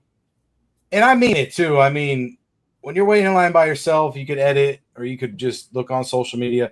When you're in line with your family, I don't know if you guys were in the room together and everything, you may be getting tired of each other. It may not be like that all the time. I'm just saying. But when you're with like your friends and your peers and you're really just conversing about the business side of things and the fun aspect, the weights really didn't hit me too hard. At least at Disney, I was able to do, Test Track was probably the longest wait at a Disney thing. I mean, Tron was too, but I felt like Tron just breezed by because we were so excited and we were talking and stuff. It's hard. I don't know. My perception of time was different at each park each day. If I was tired more, maybe it was different. I probably could, if I could afford it and everything with all that, probably could do another week. Probably could have done 3 weeks out there, to be honest. 2 weeks at Disney, 1 week at Universal. I know it sounds really, really too much. I know I sound like a prick or something. I don't know. Sorry. Like Not really, because a snob or something. It's like, but dude, I could live out there. my streak was broken because I usually extend my trips. Right. My streak was broken, but Yeah. You were actually, he was looking in Avatar. He was like, yeah, let me see. No! Abby's like, wait, what are you doing over there? Work. Well, actually, hypothetically, that was Oh, epic. Lordy. I know. Tommy caught him. He's like, I know you're. I can see you looking. I can see your Yeah. screen. I could have done it, man, and then get that 2,500 from the airport. Yeah. oh yeah, literally. And here's the thing: if that would have happened, I would have told them literally just give me the 5K because it would have been 25 and 25. I'd be Right. like, give me the vouchers. You don't have to book it. I will book my own flight. My happy Italian ass would have turned right around and went right back down the escalator. Yep. I'd be like, $5,000. I'm heading to the Poly. There you go. Hell yeah, bro. Real smart. So that's actually I like that because it is very different because I've taken many different kinds of trips to Walt Disney World. Like I've done solo trips at Walt Disney World. I've done family vacations at Walt Disney World. I've done a couples trip. I've done, group. And it's like, it is different each time depending on like what kind of company that you have. And you're right. Like where, like when you're with like your immediate family, like if you're with like, It may not be every time, but you know what I mean. yeah, I know what you mean. Yeah. Like Right. it's a completely different feel.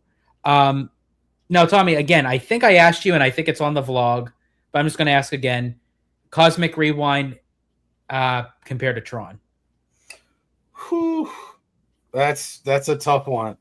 man, because I really like Guardians, but we did Tron twice, and then Tron, it's like you're on a motorcycle, but then you're going back and forth, like and backwards on Rewind. The story element, of course, I'll go with Guardians all day, bro, all day. Tron, though, that thing brought me back to life like twice. I mean, that was like, I know we're like this. That's the only negative part is like you're like flopped over. You're like, damn, you know, like I don't know. What do you think, conductor? So I have to say Guardians was a very unique ride. Like, I loved it. I wanted more. I was craving more. That's how much I loved it. Test Track, I didn't obviously ride the other two versions of it, but Test Track was awesome. It at some point on the actual test track itself, after the indoor scenes, it actually goes 20 miles faster than Radiator Springs Racer. So instead of 45, it goes 65. So that was awesome. But then getting off the ride, I literally felt like I was shopping for a new vehicle because I walked into a dealership. That was sick. That was interesting. And then I think literally each park kind of gave me a different perspective, because if you think about it, Epcot, I loved it because, again, one of the things that I love about the Orlando parks, whether it's Universal or Disney, is at some point water is always incorporated in some way, big or small, at In these the parks. queue. Yeah. So that's what I loved. And you had things surrounding the water, like Epcot. You had all the different countries surrounding the body of water. You look at Animal Kingdom, you had the water kind of underneath the bridge as you go into Avatar. Or you look at Islands of Adventure, same thing with what Epcot is. You look at Magic Kingdom, even though there was no water because they were painting the castle, but usually there's water.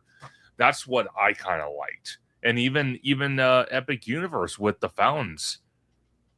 Amazing, bro. Beautiful. And just real quick, I did like how Florida has actual drinking water fountains in the queues, you know, of these lines. I mean, Cali does not have that.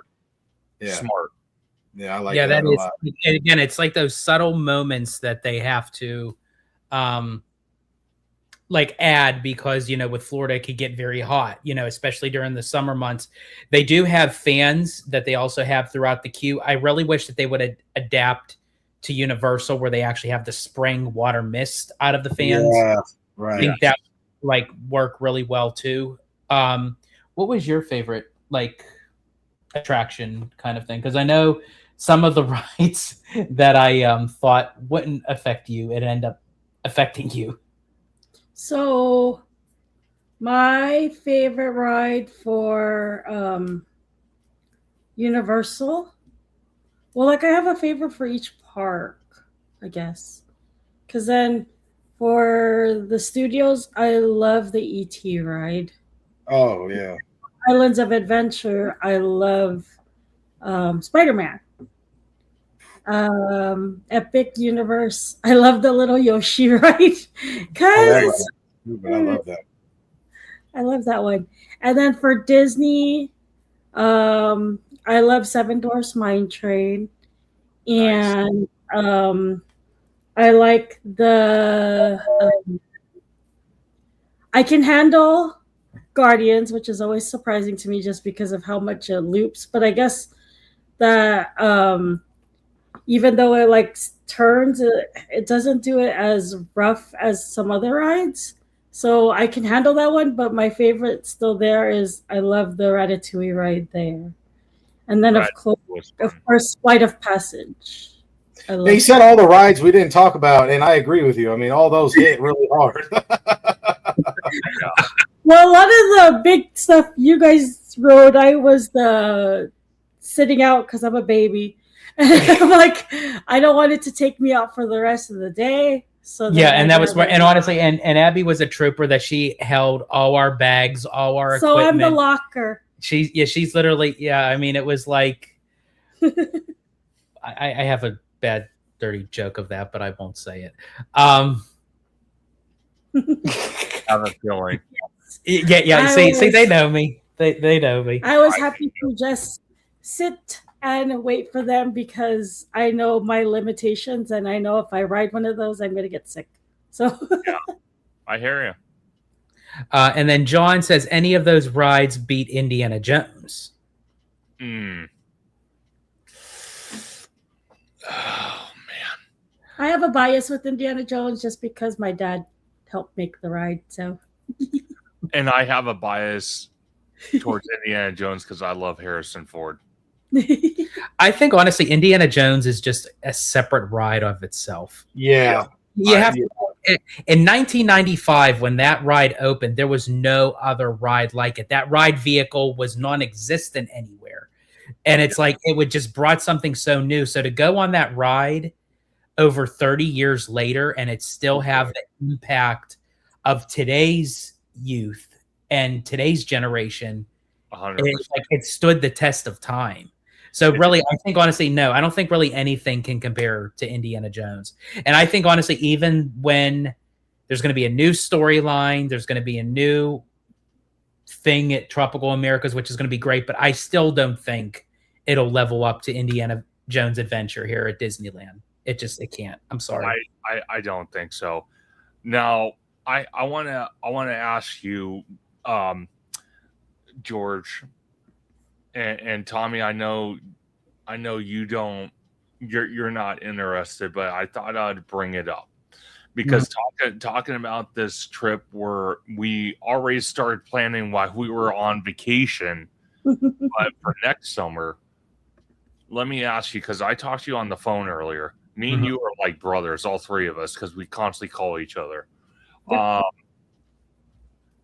We were talking about, because there is speculation and talks online that the newest ship that was announced at the shareholders meeting, which is the Believe, It is 2027. It is 2027. Okay, so is that something you might delay our trip? Let's say they debut it in July.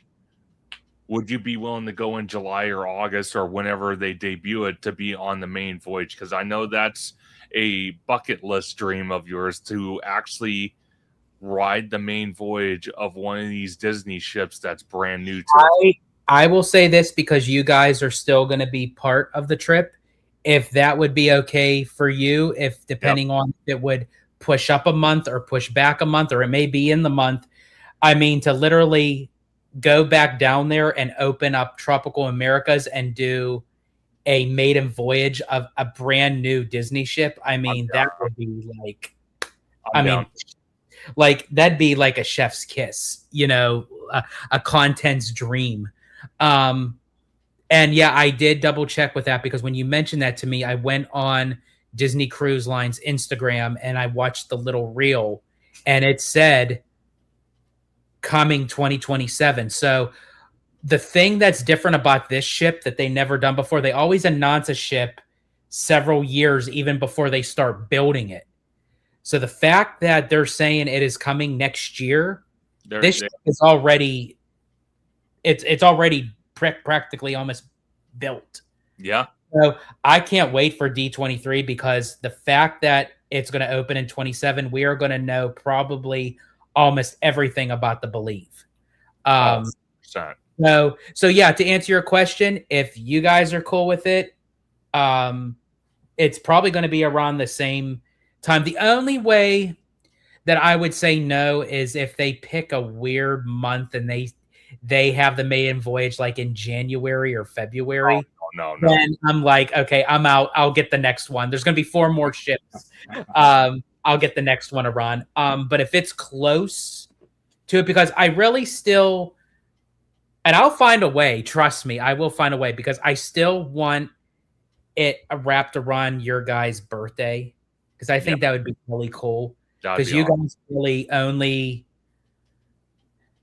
12 I mean, some years and change, but you guys are essentially like 12 days apart as far as like birthdays. I Right. still would love to have a dual birthday for you guys down there in the tropical Americas. That would be really cool. That'd be awesome. Yeah, that'd be lit. Yeah. That'd be cool. But overall, I think the trip for me, George, I think the best part of the entire trip, literally, without a doubt, is being down there for my first time with Tommy, with Abby, with you, George, and experiencing Universal Orlando, experiencing Walt Disney World for my first time, surrounded by friends. That was literally the best way to experience a brand new theme park or theme parks, as Drew was blown away when we had him on right before we went on Hollow Gelato, and he said, George, you're taking them in 7 brand new theme parks? Are you crazy? He couldn't believe it. And I literally, and that's why the thumbnail that I picked for this live, I knew it was going to be a group photo of us. I had it with Epic Universe because literally that trip was epic. The fact that it was your guys' first time, we did the whole big bang of Disney World, Universal Orlando. I mean, really, the only thing we needed to add was a Disney cruise. We would have had the triple crown. like that would have been, but it'll never. And as I said, when we go back down, it's going to be great. And your guys are going to have a whole new experience. You know, we'll have Tropical Americas. We'll stay at Saratoga Springs. I love Saratoga Springs. I think you guys will really enjoy it. But everything that'll move forward when we go, whether we go together or you guys do solo trips, you guys do family trips, it'll always arcen back to that first trip. And that is something that you will never have again. So again, I am so glad that I was able to be there for your guys' first trip down there. That is something that I will always have with me, that I was able to put it together for you guys to literally. And as I said, my main goal, I would be completely satisfied. You guys coming off this trip and saying, you know what, we had the best damn time ever. That was my goal. That was my goal. And you accomplished it by far. And I'm glad. I'm glad you guys had a great time. So absolutely. Yeah, I'll hire you again. There we go. No, just kidding. In all honesty, though, you guys did kill it, and commended you guys many times. But the way you guys helmed it, and literally from time frame to time frame, this first, and then we'll be able to roll into this, and then knock that out. We really stuck to a good structure, and we didn't go in blind anywhere. I would say that's always wasting time when I'm on vacation, when I go in somewhere blind, and we did not do that anywhere. Everything was well executed, planned to the T. Woke up, we did everything all right. There was no issues. No one had any problems. No. There was no like drama. No one was like beefing it out with anybody we didn't know. Like, the food hiccup with the beef, but what are you going to do? I mean, everybody orders different temperatures. So that in the end was like, whatever. But like, I mean, everything fell in line. I mean, I would say the one thing that kind of didn't work is this conductor's been talking about it for 4 damn years. Hogwarts Express shut down while we were on it. It was like the Truman Show. This guy's ready. He got his lollipops, his candies ready. Got popcorn and everything. And then they're like, "Oh, we got to get off." He's like, "Oh no, not really." But you know what I mean. It's just like, dude, we've been waiting years for this, and that never happens. You never see it happen with Hogwarts Express. In the one time, because we even attempted to do it the next day, and it was still down because we had the park hopper. Yeah. And it was still closed. So I'm like, okay. But we have stuff to do, man. We still have stuff to go back to. Oh yeah. No, by far. By far. If we ever tackle HHN out there. I'm telling you guys right now. I'm just saying it right now. So you guys hear it from me now. I am waiting because, as I said, they just filmed something in Lost Continent, so they're going to announce something. I swear to God, if Mythos is part of that, I don't know what the time frame is when it's going to close. I will go down. This is how nuts I am. I will fly down and eat Mythos one more time. Well, let me know. Before I'll let you know, because literally I will fly down. I'll take a couple days at Cabana Bay or wherever, actually on Universal, and I would want to go to Mythos one last time if I know that it's going to close down for good. Smart.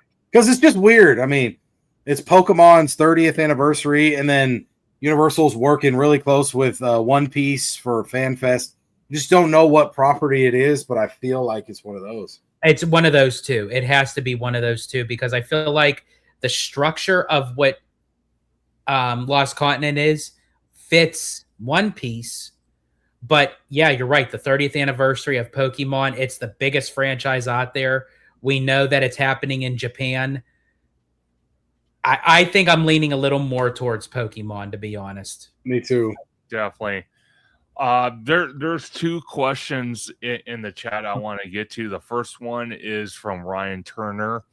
He says, I wish they could bring that security process to Disneyland. You never know what you'll get here. That is true. And that's something I told Tommy about and George. I said, it's interesting because Disneyland doesn't bug me that much.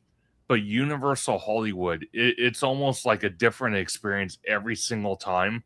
I could have security tell me, "Oh yeah, you're good," and you could bring that stuff in, and all I have is my little tripod that doesn't extend, which they care about the most. If it extends, they won't let you bring it in. And then I have the little mics. And, a couple of fuel cells, courtesy of George, who gave me some fuel cells for batteries for my phone to recharge. And it's funny, the last time me and George were at Universal, the security person asked me deliberately, and George was literally right behind me. He asked, he's like, I'm sorry, this was like the dumbest question I've ever heard. Yeah, he asked, what's your intentions with this tripod? And I looked at this guy. I'm like, well, I'm going to film, but I really wanted to say, yeah, my intentions are if someone pisses me off, I'm going to smack them over the head with it. What do you think I'm going to use it for? Come on. At Universal Orlando, I didn't get that problem. Well, at Walt Disney World, I didn't. And that makes sense now because after you brought it to my attention, from being like a late bloomer with the California parks, when you told me that the security is coming from a third-party source, it's not run by Universal, I can kind of understand why a security guard from a third party would ask that question. Because if they're not coming from Universal, they'd be like, on them, they're used to working the streets, Yeah. So to them, yeah, they probably do see your tripod as a nightstick. So it's like stupid. But like when you ask that question in Universal to a vlogger, you're like looking at them like, is that really a serious question? Exactly. I'm like, you can't be for real. And then Hudson asks, too bad the Guardians building is an eyesore to Epcot entry site. I'm like, okay, I'm going to tell you this, Hudson. Actually, Guardians is not a bad eyesore. You know, I know which one is. The thing behind it. I think I know what you're getting at. The old Life Pavilion, the Golden Dome that's raw in the way, that's an eyesore. That thing is just god awful ugly. They need to put that thing out of its misery and just take it, just demolish it. Honestly, I wouldn't even retheme it to anything. It is so circa 1982. just like take it out and like start something new with that. Just destroy it. And then John Make It Rain said about like the money for the thing. You guys could have paid next year's flight with that money. Technically, we could have paid next year's trip with that money. True. I was very tempted. I wasn't gonna lie. I was tempted. I wasn't exhausted. I mean, God. Yeah. Yeah. And Remy D, welcome in, says, will you guys be doing a tier ranking vid using Tier Maker of all the rides you experienced on the trip. I think I know what you're talking about. It's that it's sort of like, it kind of looks like an Excel kind of spreadsheet. Yeah, it's like S tier, yeah, A tier. Yeah. I don't know if we'd do that, but I mean, I do like the idea of like literally. Yeah, I like the idea for sure. Yeah, I like the idea. I mean, I guess it probably would work because it's the only way to kind of like keep track of everything. Sure. So that'd be interesting. Definitely. And then Ryan says, I often, oh, no, let's go to Chris's. I recommend going to the NASA Kennedy Space Center. Well, George actually told me, because I asked him about it, it's actually very close to Walt Disney World and Universal. So, yeah, next time for sure. Very possible. I'll ask my my cousin's husband because he works for NASA. I'll see if there's anything like very cool. You know, got the hookup. I'll see. That'd be awesome.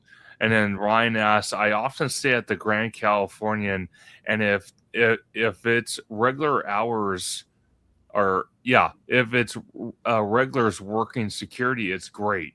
If it's not, it can take 25 plus minutes to get through from the hotel. Yeah, that little area does get a little backed up. It does. That's what I mean. It's just, I don't know what the situation is with that. I don't get it. You know, it's funny. I want to ask you, Tommy, something. And I know this is kind of off the subject of our trip, but I'm sure you saw it. What did you think about the security problem that Disneyland had while we were on the trip, or at least coming back from the trip, with that kid Oblivion? Did you see any of that? And what do you think about that? You know, with live streams, you know, everybody puts on a facade, and you have to be who you portray your character of yourself to be. So, you know, he did that with that Layla girl. You know, they went out on a date. That's what you're referring to. Yeah.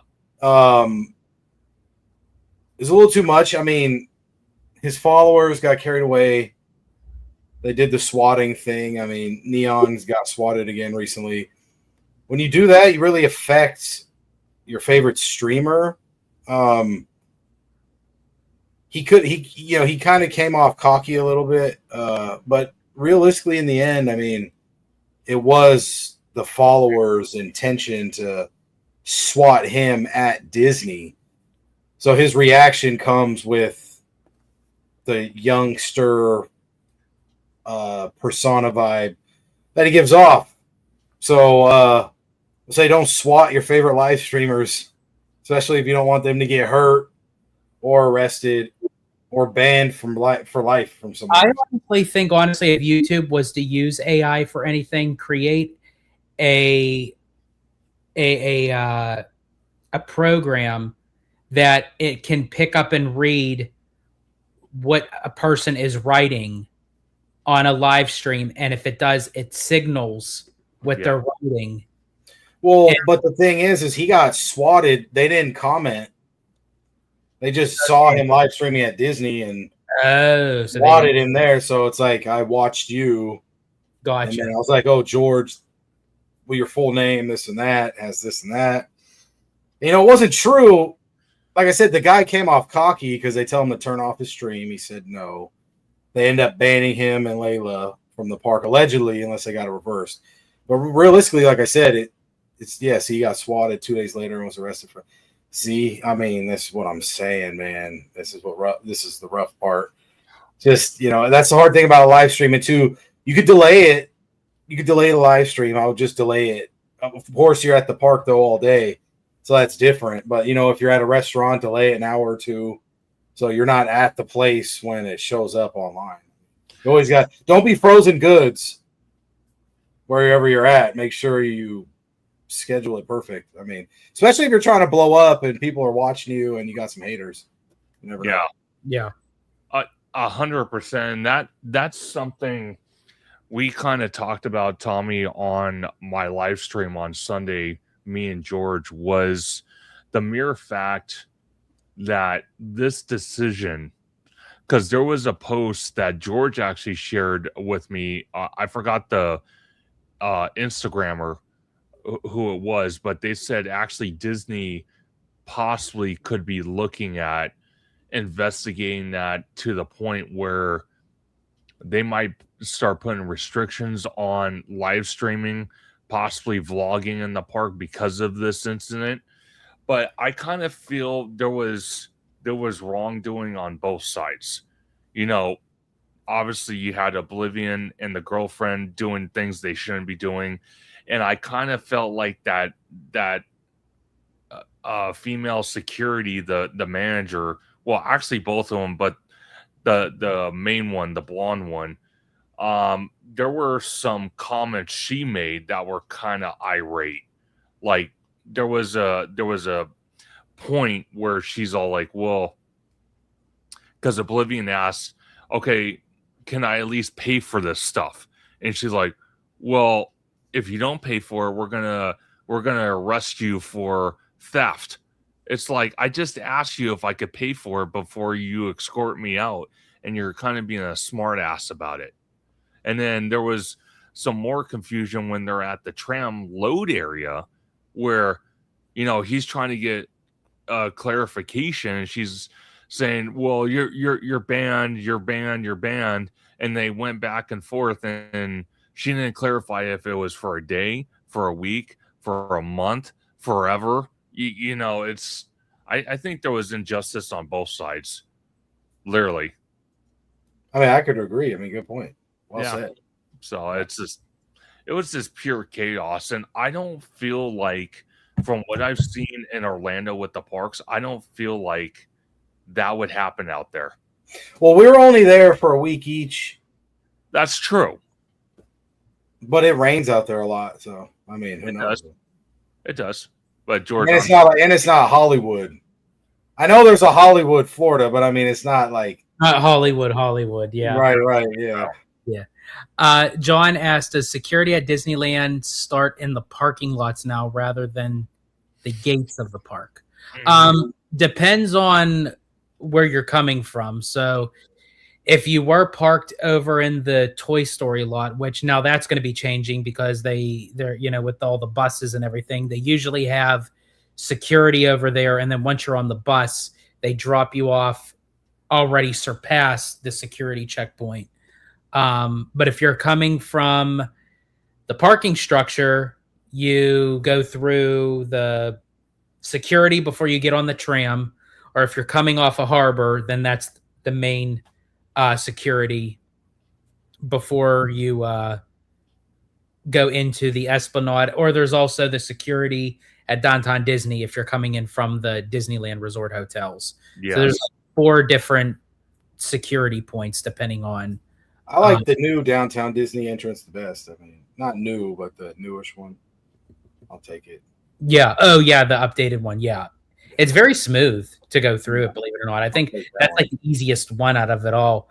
Yeah. And then John says, would you guys consider doing SeaWorld next time? Yes, I did. I was like, I went to every park in Florida, and someone was like, you didn't go to SeaWorld. I was like, yeah. So yeah, next time. Well, and also, too, not even just SeaWorld, then you also have to consider Busch Gardens, too. Yeah, right. I know this person, though, was literally just telling me, oh, you didn't go to SeaWorld. They were waiting for me, you know. So to say SeaWorld. Yeah. Very true. Let's see. I just want to make sure. I think we're let's see. Yeah, okay. Just wanted to make sure I was caught up to everything. But I think we'll start wrapping it up here. Guys, I want to thank you so much for joining. I know there's probably a lot more that we could even discuss because this trip was, again, like 2 weeks worth. Right.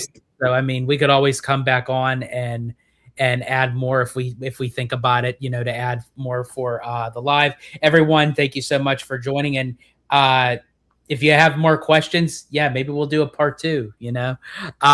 But in any case, Tommy, I'll start with you. Thank you so much for joining. Where could everyone find you on social media? Yeah, thank you for having me, Hollow Gelato. I loved it. And Conductor, my bad, I missed the live stream on Sunday. I was in SF, so I definitely owe you one. Yeah, you guys can find me on Instagram at TommyToon_. Trying to push that IG. Hopefully, I get to 10K by December. Big goal, big aspirations. Who knows? YouTube, I'm still going to pump out those videos. I did 10 in a row. You guys are going to have to wait a little bit. But I will be down in Anaheim and LA for like 8 days. So I'm going to knock out a lot of stuff. That's TommyToon_world, same as TikTok. Conductor, we're going to lock in when I get down there too. I know George and Abby, I'll be with you guys a lot. Link up with some other folks too. Shout out everybody. Thank you guys for joining the chat. You know, Hollow Gelato gets these live streams lit. Thank you. And Tommy couldn't make Conductor Sunday. Yes, a likely story. But I know it sucks, man. It sucks. I made this one. Which I have to say though, for these guys, like spending 2 weeks with me, they learned when the pun was coming. Like, I forget, we were having breakfast at the table, and Tommy, you're just sitting there with this look on your face, like you're waiting for it. It's coming. Yeah. And Conductor, again, as always, thank you so much for coming on. And if you want to let everyone know where they can find you on social media. Absolutely. Big shout out to Abby and George. You guys are fantastic. You made my dreams come true on this trip. And again, like I said earlier, could not have been the best experience, not only just going on the trip, but being amongst friends. Had a wonderful time. Had a wonderful time tonight. I love doing live streams with you guys. You guys are awesome. Talking everything about theme parks. No matter what we're talking about, it's always a great time. But you can find me, Theme Park Conductor, on YouTube and Blue Sky at Theme Park Conductor. You can find me on Instagram at theme_park_conductor. You can also find me on X at Theme Conductor, TikTok at Theme Park Conductor 1, and every Sunday at 5 or 7 p.m. for Conductor Sunday live stream, where we have amazing guests like the one, the only Mr. Hollow Gelato with his spicy Italian theme park opinions and him opening his shirt over there. Oh, God. That scares me already. And Tommy Toon World with his world famous food reviews and amazing content. It's always a great time. And we do a lot of speculation. We do a lot of talking about rumors. And believe me, there's going to be a lot more content now that I've seen Walt Disney World and Universal Orlando. So I will be having other guests on the show as well. And again, their feedback on my trip. So definitely stay tuned for that in the next couple weeks. Awesome. And I'll close it out with our socials. But if you would like to say any last words. No, I had a great time. I miss these guys, even though it was 2 weeks. I love them like brothers now. And I can't wait for our next one. When we lock in next month, it'll be fun. It's coming up. And just saying, like, these guys, they all made sure that I was the princess I was complaining all the time. They made sure, like, you okay? Walking fine. Conductor takes like 1 step. It takes me like 4 steps. So he slowed down for me. And like, I just love that we were able to spend the 2 weeks together and just like get closer as our little fam bam. So Our fan bam. Yeah, I like that. Our fan bam. But I completely agree. I think honestly it was like an extra, even though like we were already close, but I felt like it was like a great bonding moment of like just being together, having fun, but then again showing you guys around of everything. As I said, I wouldn't change a thing, to be honest with you. I loved how everything just kind of laid out. but I am looking forward to future adventures with you guys. As Tommy mentioned, in April he's coming back on. We're gonna live it up for FanFest and Food and Wine, and again, as Conductor mentioned, a lot more content on the horizon because we also have D23 among us. Lord help us all. So definitely and regardless, folks, if we're not at D23, if we can't get tickets, we will still be doing the coverage. We will be watching, and our eyes and ears, we will be covering all the breaking news. And again, we have next year's trip, so how can you be upset with that? So in any case, folks, thank you so much for joining us. This is Abby. This is Theme Park Conductor. This is Tommy Toon World. I'm George the Disney Italiano. And as I always say, in Disney Italiano fashion, stay safe, stay healthy, stay Disney. Italiano out.